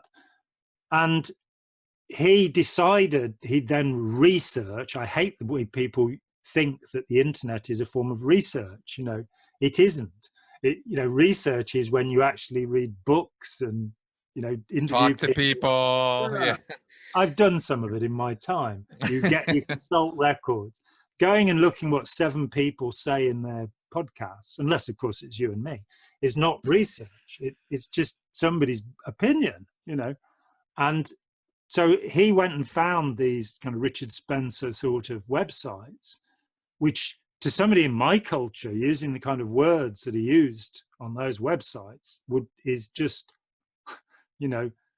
saying these kinds of things about Jews and black people. It's just like, you are kidding me. That's hate speech where I live. And it's actionable under law. If you have to be courteous if you are going to criticize people of another race, And he gets into this, there's a point where he says, if all the Jews were blue for a day, then you'd see just how influential they are. You're like, if all the Jews were blue for a day, that'd be cool. But they make up less than 2% of the population. Trump supporters, believe in Zog, but haven't realized that his daughter is Jewish. Come on, guys, let's get fair about this. And he's, Jared Kushner is Jewish, but they've built this. He then talks about how much black people liked being slaves. And he claims to have read, and I quote, hundreds of accounts of happy slaves. And you just give them a couple of photographs taken at the end of the period of slavery of the backs of whipped slaves, or, you look up what a Derby dose is. And I'm not going to describe it here because it's too repulsive. And you kind of going, this guy just, something went wrong in his head, Well, that's the thing, and we're constantly trying to figure out what that is, but it's, and it's got to be a mix of the nature nurture. In terms of people being born with something wrong, like literally wrong up here. And by wrong, of course, we're going to mean out of the average, abnormal, but abnormal in such a way that it creates a barrier to compassion or tolerance or understanding. It's that kind of error I'm talking about. Maybe, maybe it's just a few neurons out of place, or maybe it's something else. I mean, it doesn't all have to exist up here, by the way. There's lots of things that can affect people's thinking. You go hit somebody on the toe with a hammer, you're going to change their thinking. So, it doesn't have to be in the guts as well. Which that's what I mean. Yeah, you got all kinds of. The microbiome in the digestion may have more influence over our mood than anything else in our body. What kind of bacteria you have in there.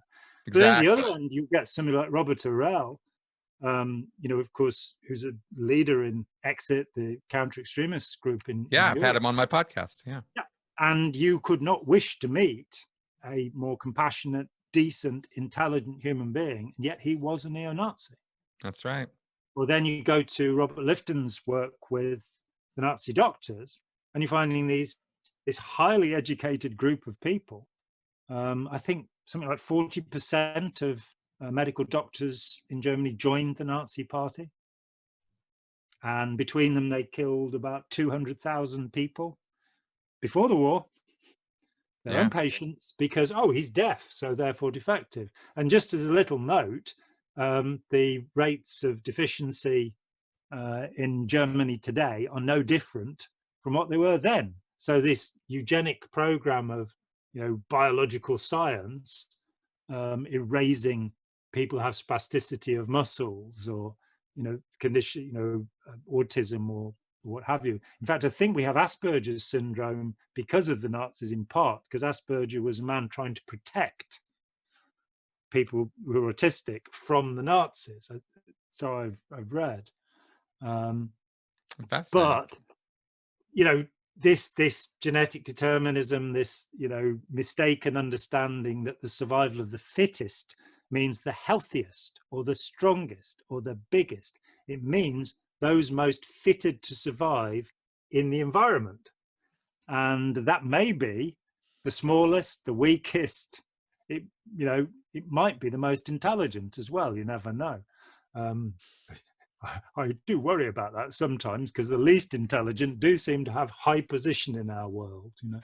Well, I'll tell you one thing, you know, in terms of a great analogy for that is, you might be the smartest guy on the block, but if the world gets flooded and you don't know how to breathe water underwater, game over, man. You know, the fittest are the goldfish in that situation, you know. Exactly. So. And the people who learn to swim will do better. That's right. Than the people who didn't, and that may have nothing to do with their physical strength or their intelligence. So it was a terrible mistake on Darwin's part, I think, to adopt Herbert Spencer's phrase. And he at first did disagree with it, apparently. But then went, okay, yeah, the survival of the fittest, that can't do any harm, can it? Yeah. Well, his cousin, I think, Galton, is the one who really corrupted and twisted that thing around. The Institute of Eugenics. Yeah, and that was Darwin's cousin. Yep, absolutely. So it shows that evolution works slightly differently, and they're both part of this incredible set of dynasties. You know, one of my boys in one of his school exams was asked, you know, there's a multiple choice question as to who had first described evolution. Now, he knew that Wallace should get equal credit with Darwin, but that's dropped out of the world. It, for many years, was called the Darwin-Wallace hypothesis. But the answer is Darwin, but not Charles Darwin. It was Erasmus Darwin his grandfather, who was the first to write a book about evolution. So what Darwin worked on and Wallace was natural selection as a process within evolution. And you can go back further. Alchemy is based on evolution. Alchemy is an idea that metals mature in the earth, as the periodic table seems to demonstrate in some way later on. There are Sufis talking about the evolution in the 12th century. But you get a textbook, you get a truth, and here's the answer. And if you press the wrong button, you're not fit to survive. Exactly. And it would make it, you know, if we could somehow, I mean, I don't even know how to begin to address this. I guess I have this sort of half-formed thought here that if there was some way we could de-emphasize the memorization of not fully random facts. It's important to know that Newton is the one who came up with the initial laws of motion and gravity and this kind of thing. Like you want to give credit where credit's due, but at the same time we emphasize this so much that I think we create our own problems by emphasizing that over what information can we give you that you can then find your own information, come up with your own, what's important to you, what do you need right now, emphasizing not that no book learning, you know, you want math, you want reading, you want basics of things, you want to teach scientific method, and there's no way to do that if you don't teach words and you don't teach some math. So you got to get these things across to people, but then you want them to go, where does this take you? Where can this knowledge and information take you that you're interested in and that you'll deep dive yourself into? And then then maybe this guy doesn't need to know about Cleopatra and Antony and their torrid love affair, you know, at the turn of the millennium, because that's just not something that's going to touch his life. Well, but he might read Shakespeare and go, wow. Well, fine, when he's 50 he can expand his horizons, but I'm talking as a 7-year-old, as a 10-year-old, as a 12-year-old, not important, you know. I'm not sure. I don't know. Like I said, it's a half-formed thought, you know. I think that the beauty of language, if you don't acquire it at the age of 7, you might not be able to acquire it. So Shakespeare might not make sense later on. I grew up you know, with my mum reading Beatrix Potter and A.A. Milne to me. And I'm absolutely sure that it's things like Timothy Tim has 10 pink toes and 10 pink toes has Timothy Tim that allowed me access to the beauty of language. If you talk to Yuval Laor, our good friend, he does not like poetry. And for me, that's like missing eyesight. It's like having there's a sense gone that this is a joy in the world. Yuval and I will go to art galleries and yeah, you know, we'll sit for 20 minutes silently in front of a Bruegel painting. We've done this, I promise, because we both appreciate that. And we'll watch the people who, you know, chatter their way past it as well. But, you know, there's, for me, it's a missing sense. So I have a hesitation there. Not Shakespeare necessarily at the age of 7, but you can't help but have Shakespeare, like it or not, because whenever you say all that glitters is not gold, you know, it was actually glisters in the original, but we won't argue about that. The language, whenever you use the word factory, you're quoting Shakespeare because he invented the word manufacturing. More words than any other single person invented. Yeah, there's a lot of argument about how many. Isn't it over 300? Yeah, that's the one. That's the one I believe is accurate. I've heard up to 2,000, but oh damn, we'd have to go to the Oxford Word Literary Service and ask them because they'd know. People make the. But on the other point you make, memorizing names and things. My oldest child of my second marriage, I'm getting very confused here, who does videos with me on my channel. Dan, he has just finished psychology and sociology courses, which I really wish I hadn't encouraged him to take, because they are largely a matter of memorizing names, useless information about Freud and Jung, which has no reason. Thomas Edison, if you wanted to go and work for him, you had to do the Edison test. And famously, Einstein failed the Edison test. He failed it. He didn't know the answers to those questions. When he was asked the speed of light, he said, "Oh, I haven't got it committed to memory." The man who wrote E equals mc squared. Wow. Why do I need to know that? I can look that up. Right. What I need to know how to do is to think. And precisely because he'd been rotten at school, he didn't have a master's degree, he didn't have a doctorate. You know, he just had this way of introspecting and being able to create a world in which he could perform thought experiments. And out of that came specific and general relativity.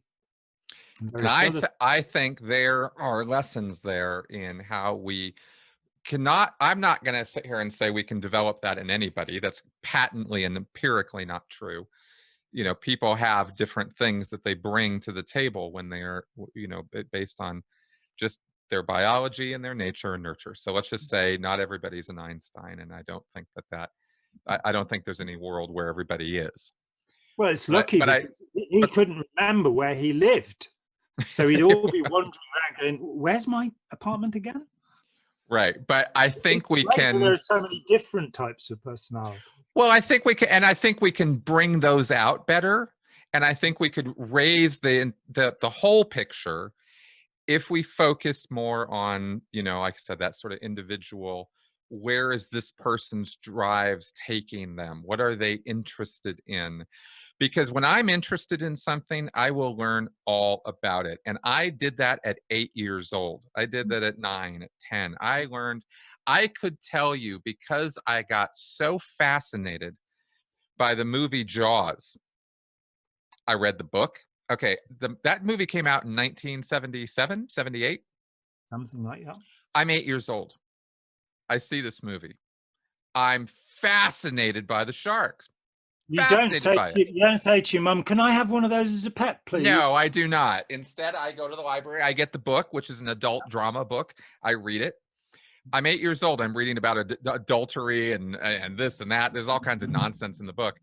But I want to know about the shark, right? So then I go to the library, my favorite place in the whole world, and I deep dive into ocean, you know, biology, marine biology books. At the end of that summer, I could tell you the scientific names of probably 25 different shark species, right? Or varieties. I knew everything about sharks. I was 9 years old. Yeah. It wasn't a matter of I couldn't learn. It was I was, and I did fine in school. It was that I was so interested that I had a way above 9-year-old level understanding of this topic, because I was driven by my interest and imagination to want to learn about it. And that's what's possible. I know that's what's possible for, I think, almost anyone, if you're on their interest line. You know, again, I'm not going to sit here and pontificate that I know everything about education just because I, experienced something, but I have taught people. I have had a teacher role in the church. I did it for years. I know how to sit down across from somebody and get ideas across to them. And it is different for every person. And I think that's a way to look at how we should be schooling. But you get the system and the conformity and the rigidness and this is what we have to have, and then you throw religion on top of that with they better have Jesus, and then it's kind of game over. So I'm just kind of about this. I am an autodidact, which is the kind of person that knows the word autodidact. Me too. Right. Like Kanye West, as I say, I'm a high school dropout. But as I also say, unlike Kanye West, I'm not a half-wit. I'm a three-quarter wit. We just put out a video called Thinking in Education about the work of Sir Ken Robinson and Matthew Lipman, where they're basically showing with a great deal of evidence that our system is collapsing. I didn't like school. Before school, my life was a kind of demi-paradise. I was very happy, very cheerful little tyke. And then I went to this place where there were these bullies. It was full of bullies. They were called teachers. And of course, they were allowed to hit us back then. And they did. Though I was only struck twice during my whole school career, it really impacted upon me. When I was 6 years old, I was slapped very hard across the hand with a ruler, and it just changed my relationship to the adult world. I realized that there were these dangerous predatory people in the adult world who were pretending to help me. I never found any mentor in school not until I was about 16, and I'd gone from the sort of most prestigious school in the county down to about the least prestigious, because I'd walked out. I just said, I told the headmaster he was going to have to retract the odious remark he'd made about my mother, or I wasn't coming back. And he never retracted, and I never went back. But I found myself, at 16, I was suddenly being told that I was some kind of genius, and that, I had this fantastic brain and what have you, which was incredibly unhelpful.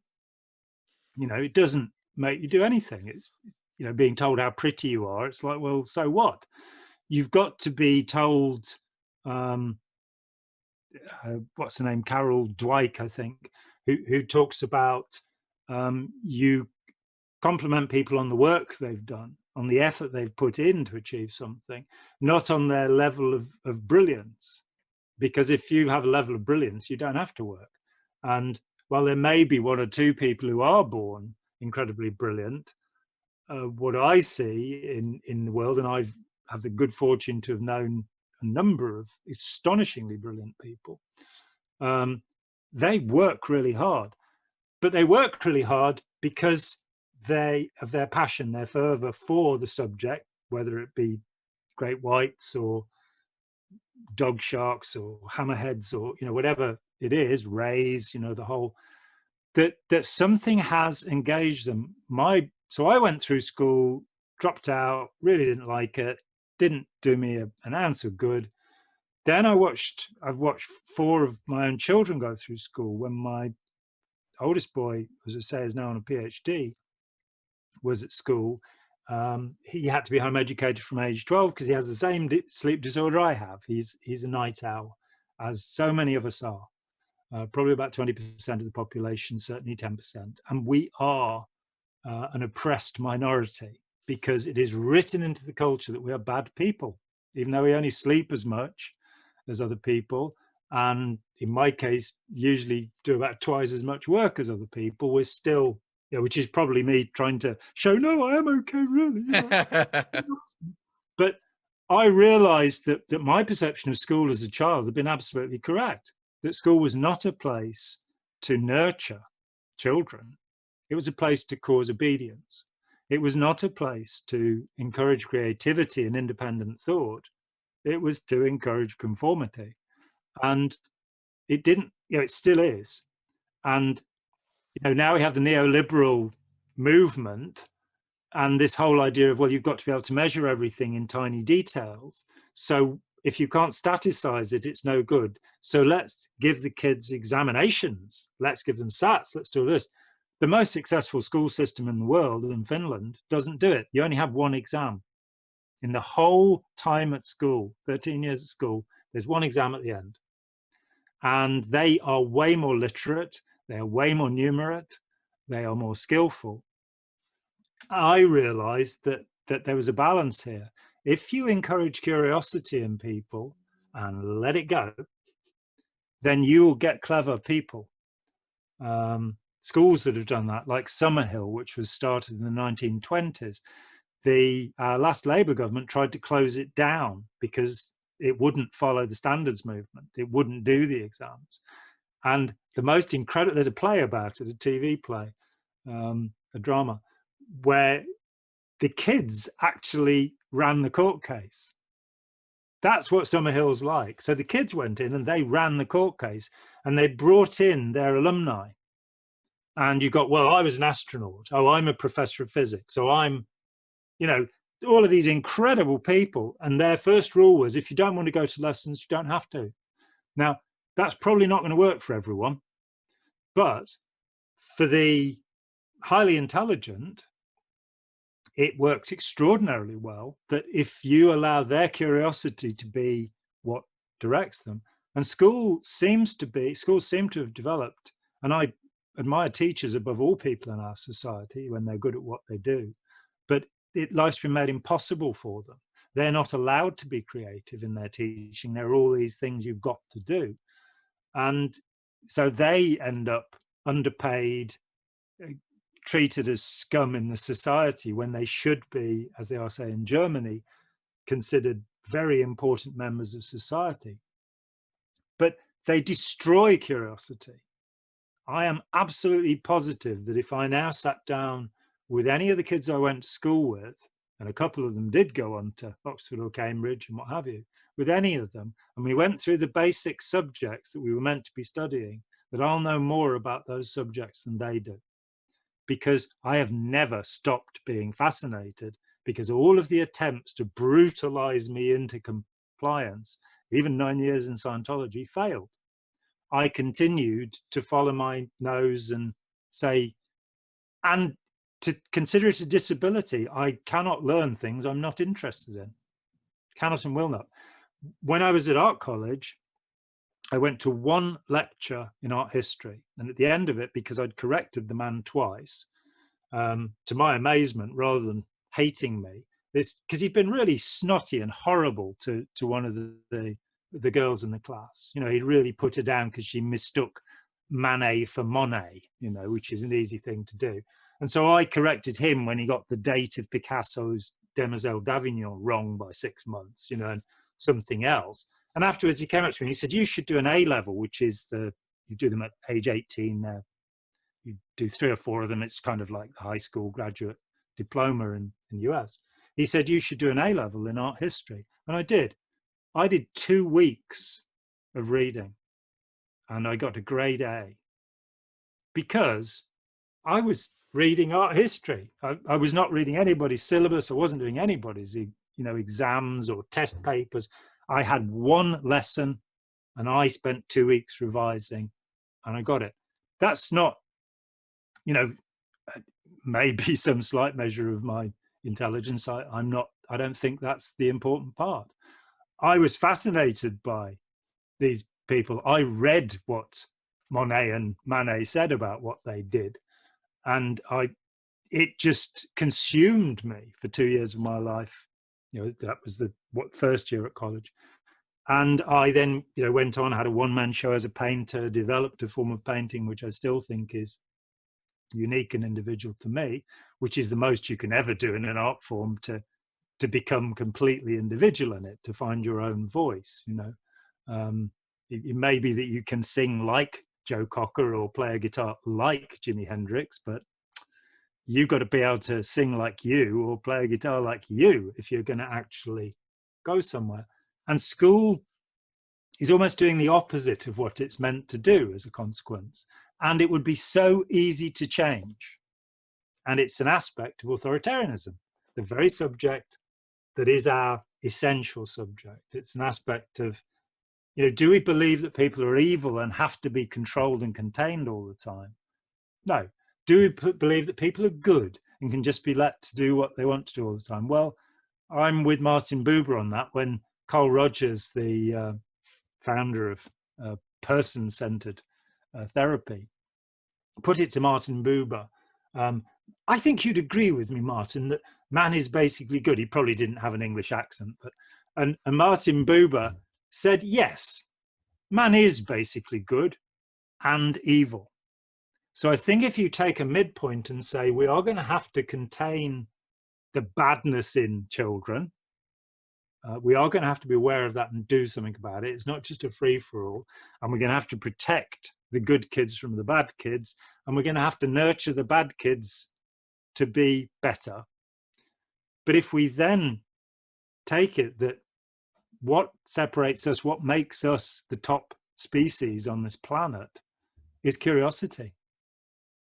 If, chimpanzees don't demonstrate the same level of curiosity, so they lost. Their numbers are down into the tens of thousands because of our predation upon them largely. But they didn't develop. They probably will do. The Planet of the Apes probably will happen, and they'll probably take over, and Charlton Heston will be the National Riflemen's Association to defend us. But so I think it all comes around in that circle of conformity, of creativity, and as you said, of spectrums or spectra that we can assess behavior upon, rather than trying to generalize so much, rather than trying to say, this person is autistic, this person is brilliant, this person is this, that, or the other. To be anything is to have certain qualities and certain failings. Yeah, it's you wonder how much is realistic, I guess, without some sort of massive evolutionary process. I definitely feel that the things you're talking about are right on target. I'd have zero disagreements with what you're saying. I think about implementation, and I think of the problems of not just societal problems or structural problems, but almost instinctual problems. Our drive for classism, for social hierarchies, right? This is where we get, I think, the root of why brilliance is emphasized, or why some better qualities are always being pushed or foisted off on us. Is, yeah, there's a drive to try to get everybody to want to be better. You can push it that way. Look at what a good job Adam did, right? Modeling good behavior. You want that from everybody else. So you go, hey, look at what a good job Adam did. And leave the apples alone.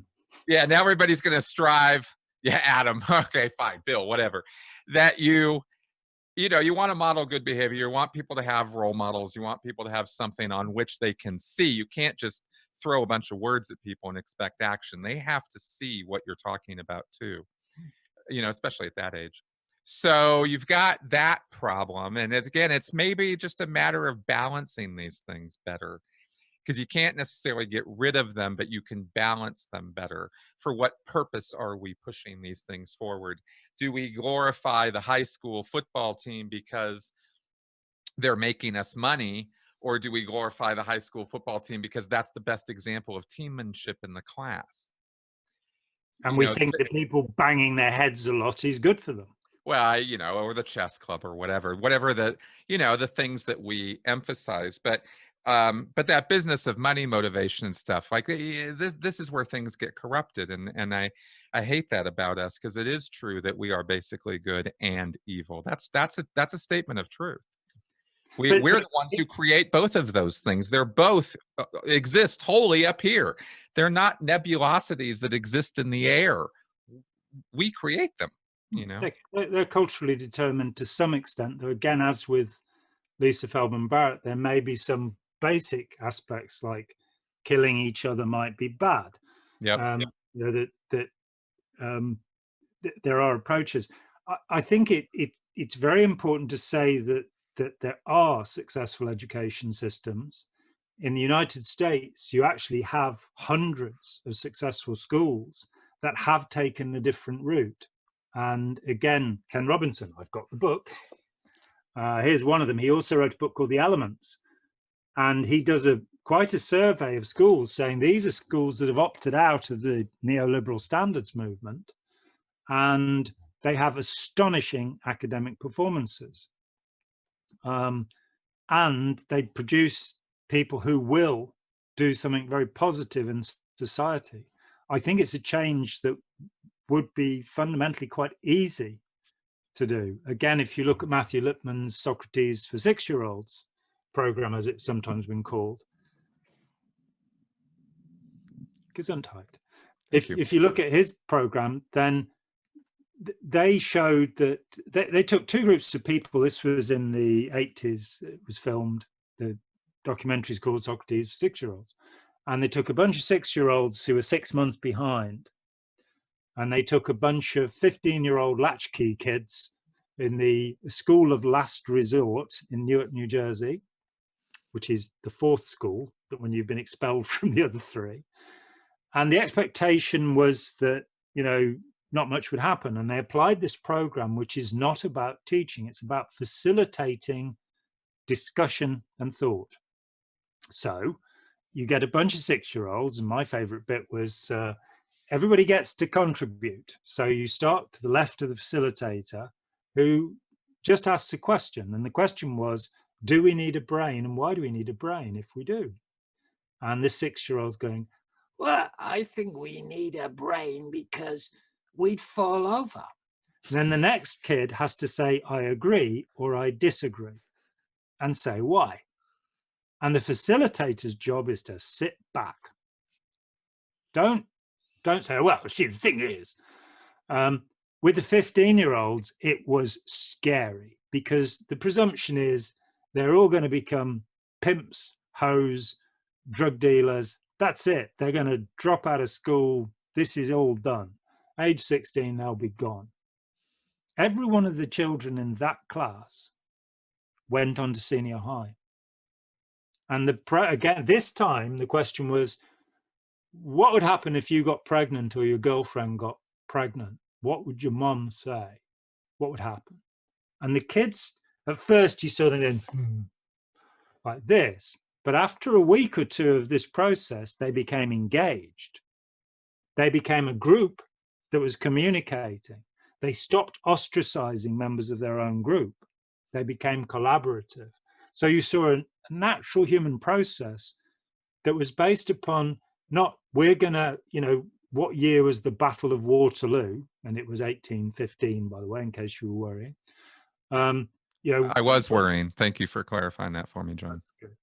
But where was the Gettysburg Address delivered? What was the address of Gettysburg? Who's buried in Grant's tomb? Yeah, exactly.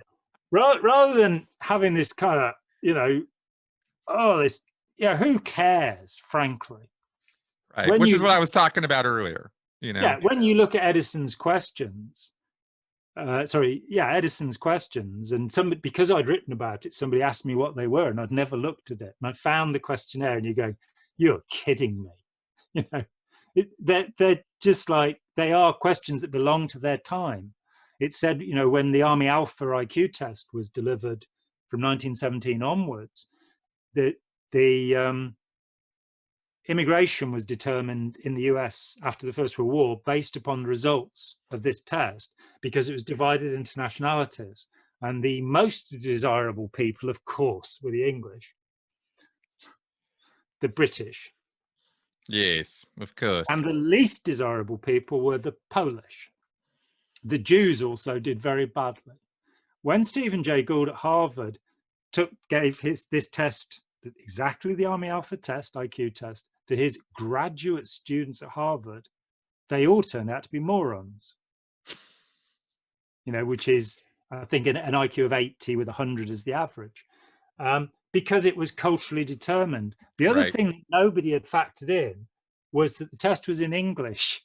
So English people did do quite well on it. Polish people who couldn't read the questions did very poorly. So it was showing that they're obviously, and thusly we get the Polak jokes and all of that. I've met Polish people, you know, they're some damn smart, you know, Copernicus was Polish, you know, Marie Curie was Polish, you know.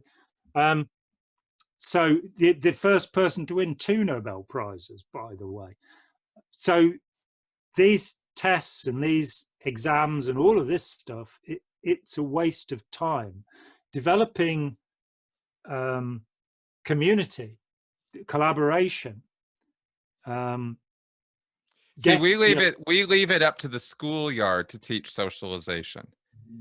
And that's socialization by bullies, you know, and cliques. Yes. And that's what develops there. And we all know that's what develops there. We all live through it. So of course we know what happens there. And it happens at every level. And we just think that's where socialization, like we've socialized ourselves to think that's the best place to learn socialization, when, yeah, bring it into the classroom, socialize the students with one another. I love what you're talking about, just in terms of the cooperation that eventually develops around this kind of thing, because kids don't naturally hate each other. You got to teach that for the most part. And what you say about money as an objective, I think if we shift it over and say that profit should be the objective of education, and how do we profit the society? And you know, my revelation in life as quite a young human being was that if I was antisocial in my behavior, if I harmed other people, then I was harming the organism that I'm a part of. You know, I was doing something in my own bed, if you like. It really is that simple. I've met a few people in my life who've adopted the idea in the Upanishads, the wonderful Indian literature that out of which Buddhism came, the forest sages, where their idea was the universe is a single self, we're all part of it. And whether that's true or not, you know, that's a bit too complicated for my small mind. But I do know that humanity can be considered to be a single self, so that if I want to have revenge, if I want to damage other human beings, I'm damaging myself. Not because of this sort of nonsense about forgiveness and how, you know, if you hate people, you'll be all twisted and what have you. No, something much deeper than that, because I belong to humanity and it will come back and get me. I don't believe in karma, but if, you know, my experience is, yes, some of the people I've helped have harmed me horribly. They really have. People that I've gone out of my way to help, who are not necessarily psychopaths or narcissists or any of this stuff. They just ganged up on me. And, you know, so I do know that being nice to people is not necessarily a way of, you know, virtue is its own reward. You know, the best you're going to get is that you feel good about yourself. That's it. And when you start feeling smug about feeling good about yourself, you're going to be in a lot of trouble. Can't be helped. It took me 43 years to learn that. That's what got me, 42 years, because that's what propelled me out of the Sea Org, was realizing one fine day, this ain't working for me anymore. I've been making everybody around me happy and I ain't happy. And no one is trying to see to it that I'm happy. I guess I better get on this. You know? And that was a big, you know, that was a big part of what happened there. Yeah, what an important realization. I mean, when the Tibetan Buddhists the Mind Life conference sat down with the psychologists, and they had Daniel Goleman and Paul Ekman, famous people all sitting down. And one of the Buddhist monks, and I'm not a big fan of Tibetan Buddhism, though, the Dalai Lama is just such a charming man. What can I say?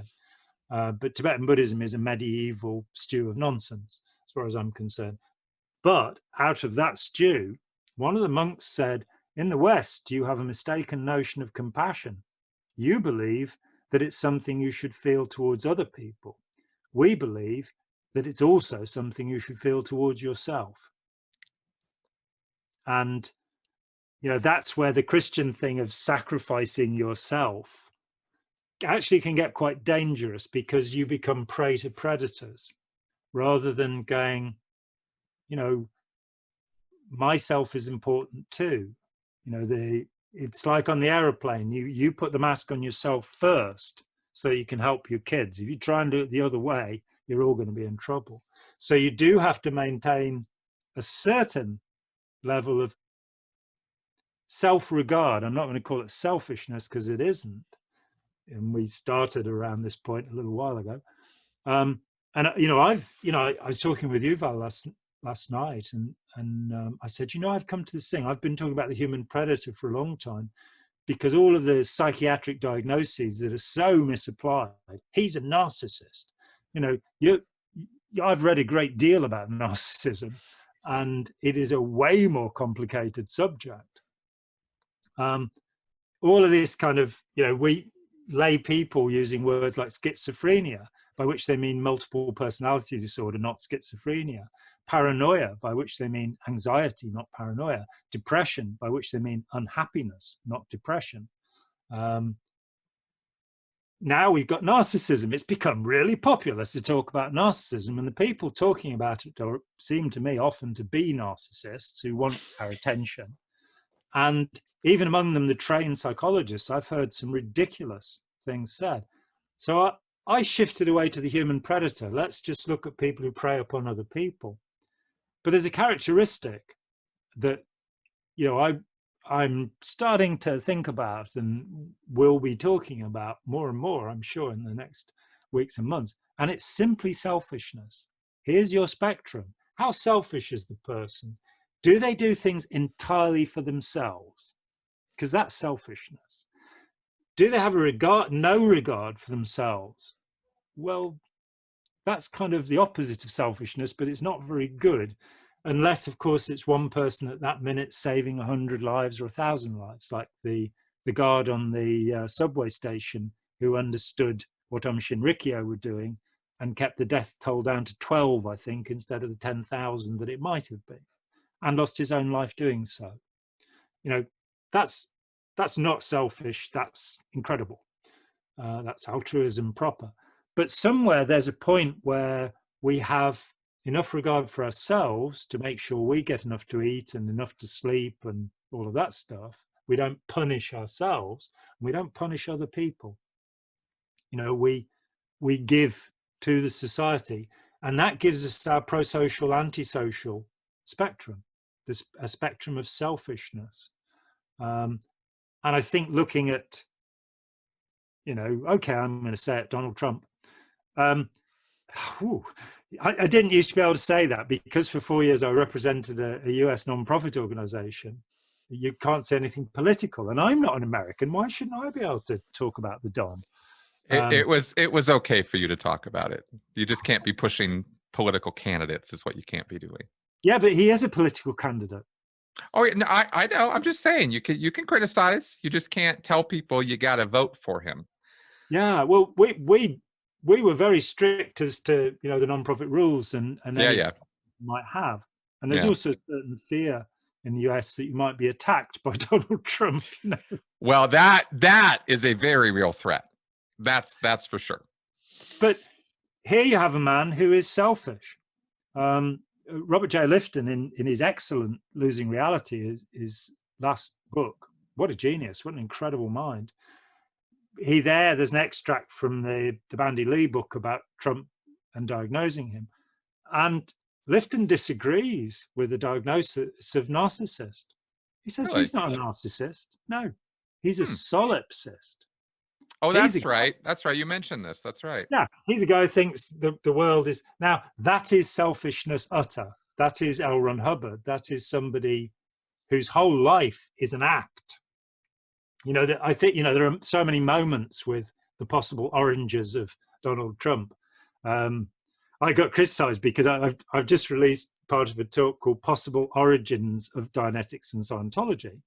And Rex, who puts the sound and vision together for me, he got annoyed with me after about 3 emails that I just headed it Possible Oranges. And he said the word is origins. So I sent him the clip of Donald Trump talking about the possible oranges of a situation. But here you have somebody who, having ordered that missiles be fired into Syria to punish somebody or other and kill children, in fact, he pauses to say, the chocolate cake at Mar-a-Lago is the best in the world. And I'm lost. I'm just lost. How could anybody who has just killed children as an act of revenge against the Russians actually be savoring the chocolate cake? That is selfishness. That is a pure selfishness. You know, that as Lao Tzu says, in victory mourn the dead. You know, don't have a big party and say, let's all have chocolate cake. Be mindful. I know we've both used that word in its proper sense. Be mindful of the damage done, you know. Exactly. This is a man who is not capable of being aware of other people in the same way that maybe the rest of us, or certainly at least the way you and I understand other people to exist. You know, And this we're all tolerance, this compassion. we're all going to be hopefully self-centered, because hey, myself is the center of myself. Well, how could you be? Yeah, how could you be any other way as a human being? The way life is organized and our senses work, you know, how else could we be any other way? It's almost just of course it's that way. But when you get past the terrible twos, yeah, you know, when you get to 3 or 4 years old, you realize, if Piaget was right, that there are other people. And as you get the maturity, for me is, you know, I mean, I'm 64 years old. I've got 4 kids. I've got a grandchild. And for me, that's the most important thing in my life. You know, everything else I do is great. But what's really important is that I have children, and that I have, you know, they all smile when I come in the room still. Well, that's a good thing. That's a good thing. But of course, and again, you know, we can point to the fact that we are biologically programmed to feel that way because, you know, keeping yourself alive long enough to reproduce and continue the species is pretty much what we're about. Doesn't seem to worry tigers very much. Male tigers will eat their own young. Well, and they'll have the young, but they're still compelled to have the young first. No, they're compelled to have sex with the female tiger. But there are many species that will consume their own young. So the biological program is of itself an interesting notion. We just like creatures that have big eyes. You know, that's the program. Okay, fair enough. Isn't it cute? It's a little baby monkey. Oh my God, tell me about it, man. Take a trip down Reddit sometime. Look at all these cute baby. Oh my God. Yeah. Roll cats. Well, I wanted to say one last thing about the schooling thing that I thought might be interesting. If we could individualize education the way we're discussing much, much, much more significantly, where we're paying more attention to each individual child, hard to do in terms of understanding how it might all work with the factory system we're used to, but let's just say we could. That individual attention on young children would show up psychopathic, violent tendencies so fast, so much faster.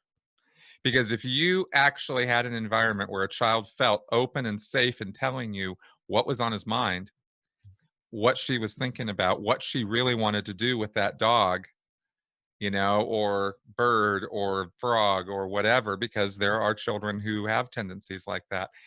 and you then start following that, and there could be protocols developed for this. I mean, there could be ways that this could be figured out very smartly, so that you know, you don't unfairly violate the child's human rights when they haven't even done anything horrible yet. You have markers of what could become horrible behavior in the future, but you can turn that train. You can do something different with that, and that opens the door to being able to identify so young that you literally can still do something about that, so the child doesn't grow to become a psychopath or a serial killer.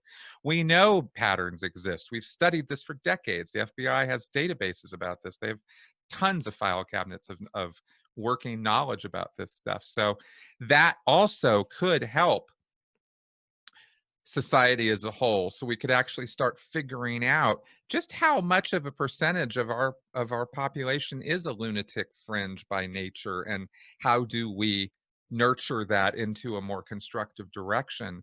You're remaking society now at a whole new level of positivity and constructiveness, I think. You know? And there has been successful work. It was believed for many years that there was absolutely nothing you could do about, you know, and we don't have an accepted term anymore. Psychopath has disappeared from the Diagnostic and Statistical Manual. You only have the antisocial personality, and then the borderline and the narcissistic personality. It's really a mess. Mm-hmm. But we do have the Hare Psychopathy Checklist revised. And he is saying, look, there are 40 points here. And once you go past 30, you are a psychopath. The average male scores 4 points. Females don't do as well. They're not as psychopathic as males. But as Eileen Wernos demonstrated, they too can achieve in this way. But what's interesting to me about that, he started saying, well, below 30 is a sociopath and above 30 is a psychopath. He used to say that psychopath is the term for those of us who believe that it is the individual who's developed this way, and sociopath is the term for those of us who believe that society has made this happen. Now I think we're past that. And he said, well, let's make this other differentiation. What's interesting is that there is there's a spectrum, there's a gradual scale. And that means that it's not, this is an identical condition and that you're stuck with it. Work that was done, and I'm struggling, it's a juvenile facility, I think in Wyoming, something like Montaka or Mendota. I've got it wrong on camera before. And they separated two groups. They treated one the usual way, these were juvenile offenders, and the other were they got the counselors in, they did all the stuff, and the results were incredible in the follow-up.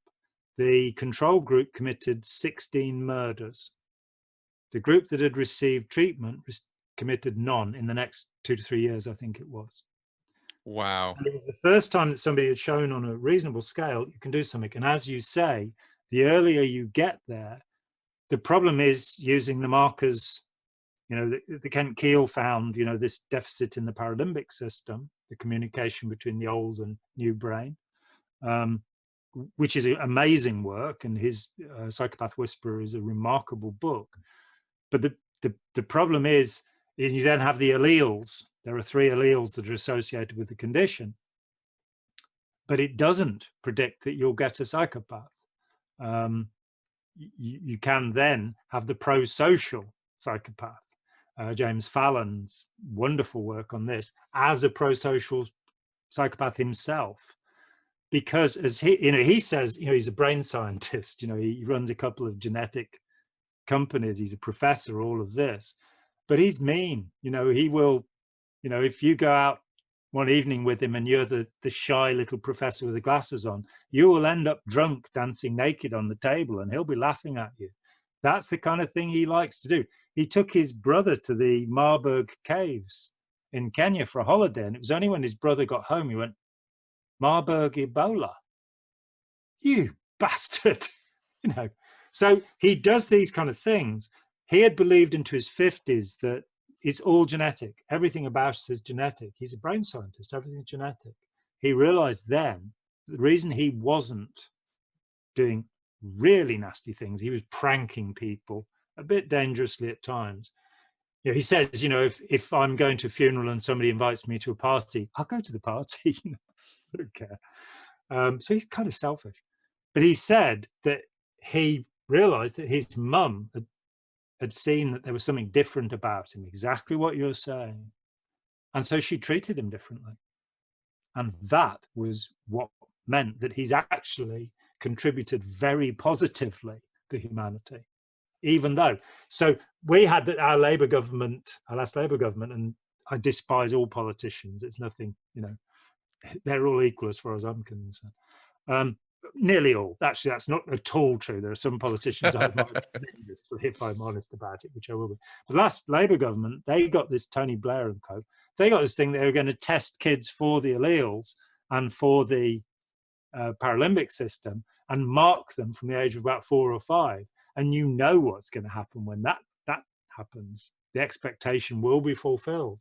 So noticing people rather by their behavior, as you suggest, is eminently practical, because then that child can get special positive treatment. You can find out what's happening in their home environment that could be making this worse. That's right, because child abuse is a crime no matter which child it's committed against.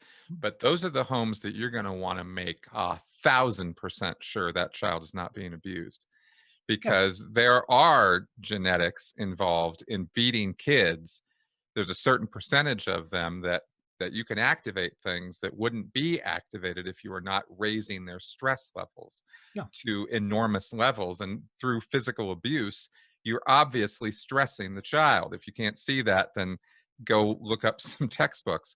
It's pretty clear. And those chemical reactions cause other chemical reactions, which will, without question, affect that individual's thinking into the future in ways you don't want it affected. So that would be an example of the sort of thing you'd want to follow up on from that, exactly like you're talking about there. And you otherwise you get something. I think it was Mussolini who coined the phrase that war is the hygiene of the nation. That the idea is, and it's something that fascinates me, that during the First World War, the majority of soldiers would fire in the air. And one of the major training programs in the US Army, and mindfulness is now being used to help this along, guys, just as it was for the Japanese, who became the most vicious soldiers in all history. I think something like 0.02% of prisoners of war held by the British died. By the Americans, it's a similar amount, a very low amount, and something like 50% of those held by the Japanese did, because they'd been trained in this mindful method of having no compassion whatsoever. Their mindfulness leads to compassion, according to Jon Kabat-Zinn, who is training these soldiers. It's weird, isn't it? You know, when you look at the contradictions in our society. But there are ways of making people more violent, making people less compassionate, so that, you know, I had some slight dealings with a Vietnam veteran who had had 15 years of treatment by that time through Veterans Administration, and which had really messed him up. And he'd been trained to do this. And as soon as you put alcohol in him, it triggered the training, and he hurt people badly. I read a story of a guy who came back from Vietnam, and one morning his mother waggled his toe to wake him up, as she had always done through childhood, and he was 11 seconds into the neck lock, which would have killed her in 3 seconds more. And so he went off into the woods to live on his own because he couldn't live with people. So you can train people to become nastier. You can also, with soldiers, you can train them, and I've met soldiers like this too, to defend people. You can train soldiers to, it's like in Aikido, it's meant to be the martial art where you seek reconciliation, not damage to the other person. I'm not sure whether that works or not. My kids are both blue belts in judo, and they seem to be pretty nice. And it is, you put the person on the ground. You're not there to break their bones. You put them on the ground. And I've met people who that's been developed in. So, we are able to change situations. And I'm personally very hopeful. I wasn't, because after I was steamrolled by Scientology in a 12-year campaign, and nobody came to my aid outside of my own family. None of the 500 people I'd helped volunteered any help for me, probably because most of them didn't know, what was happening to me. That's the reality of it.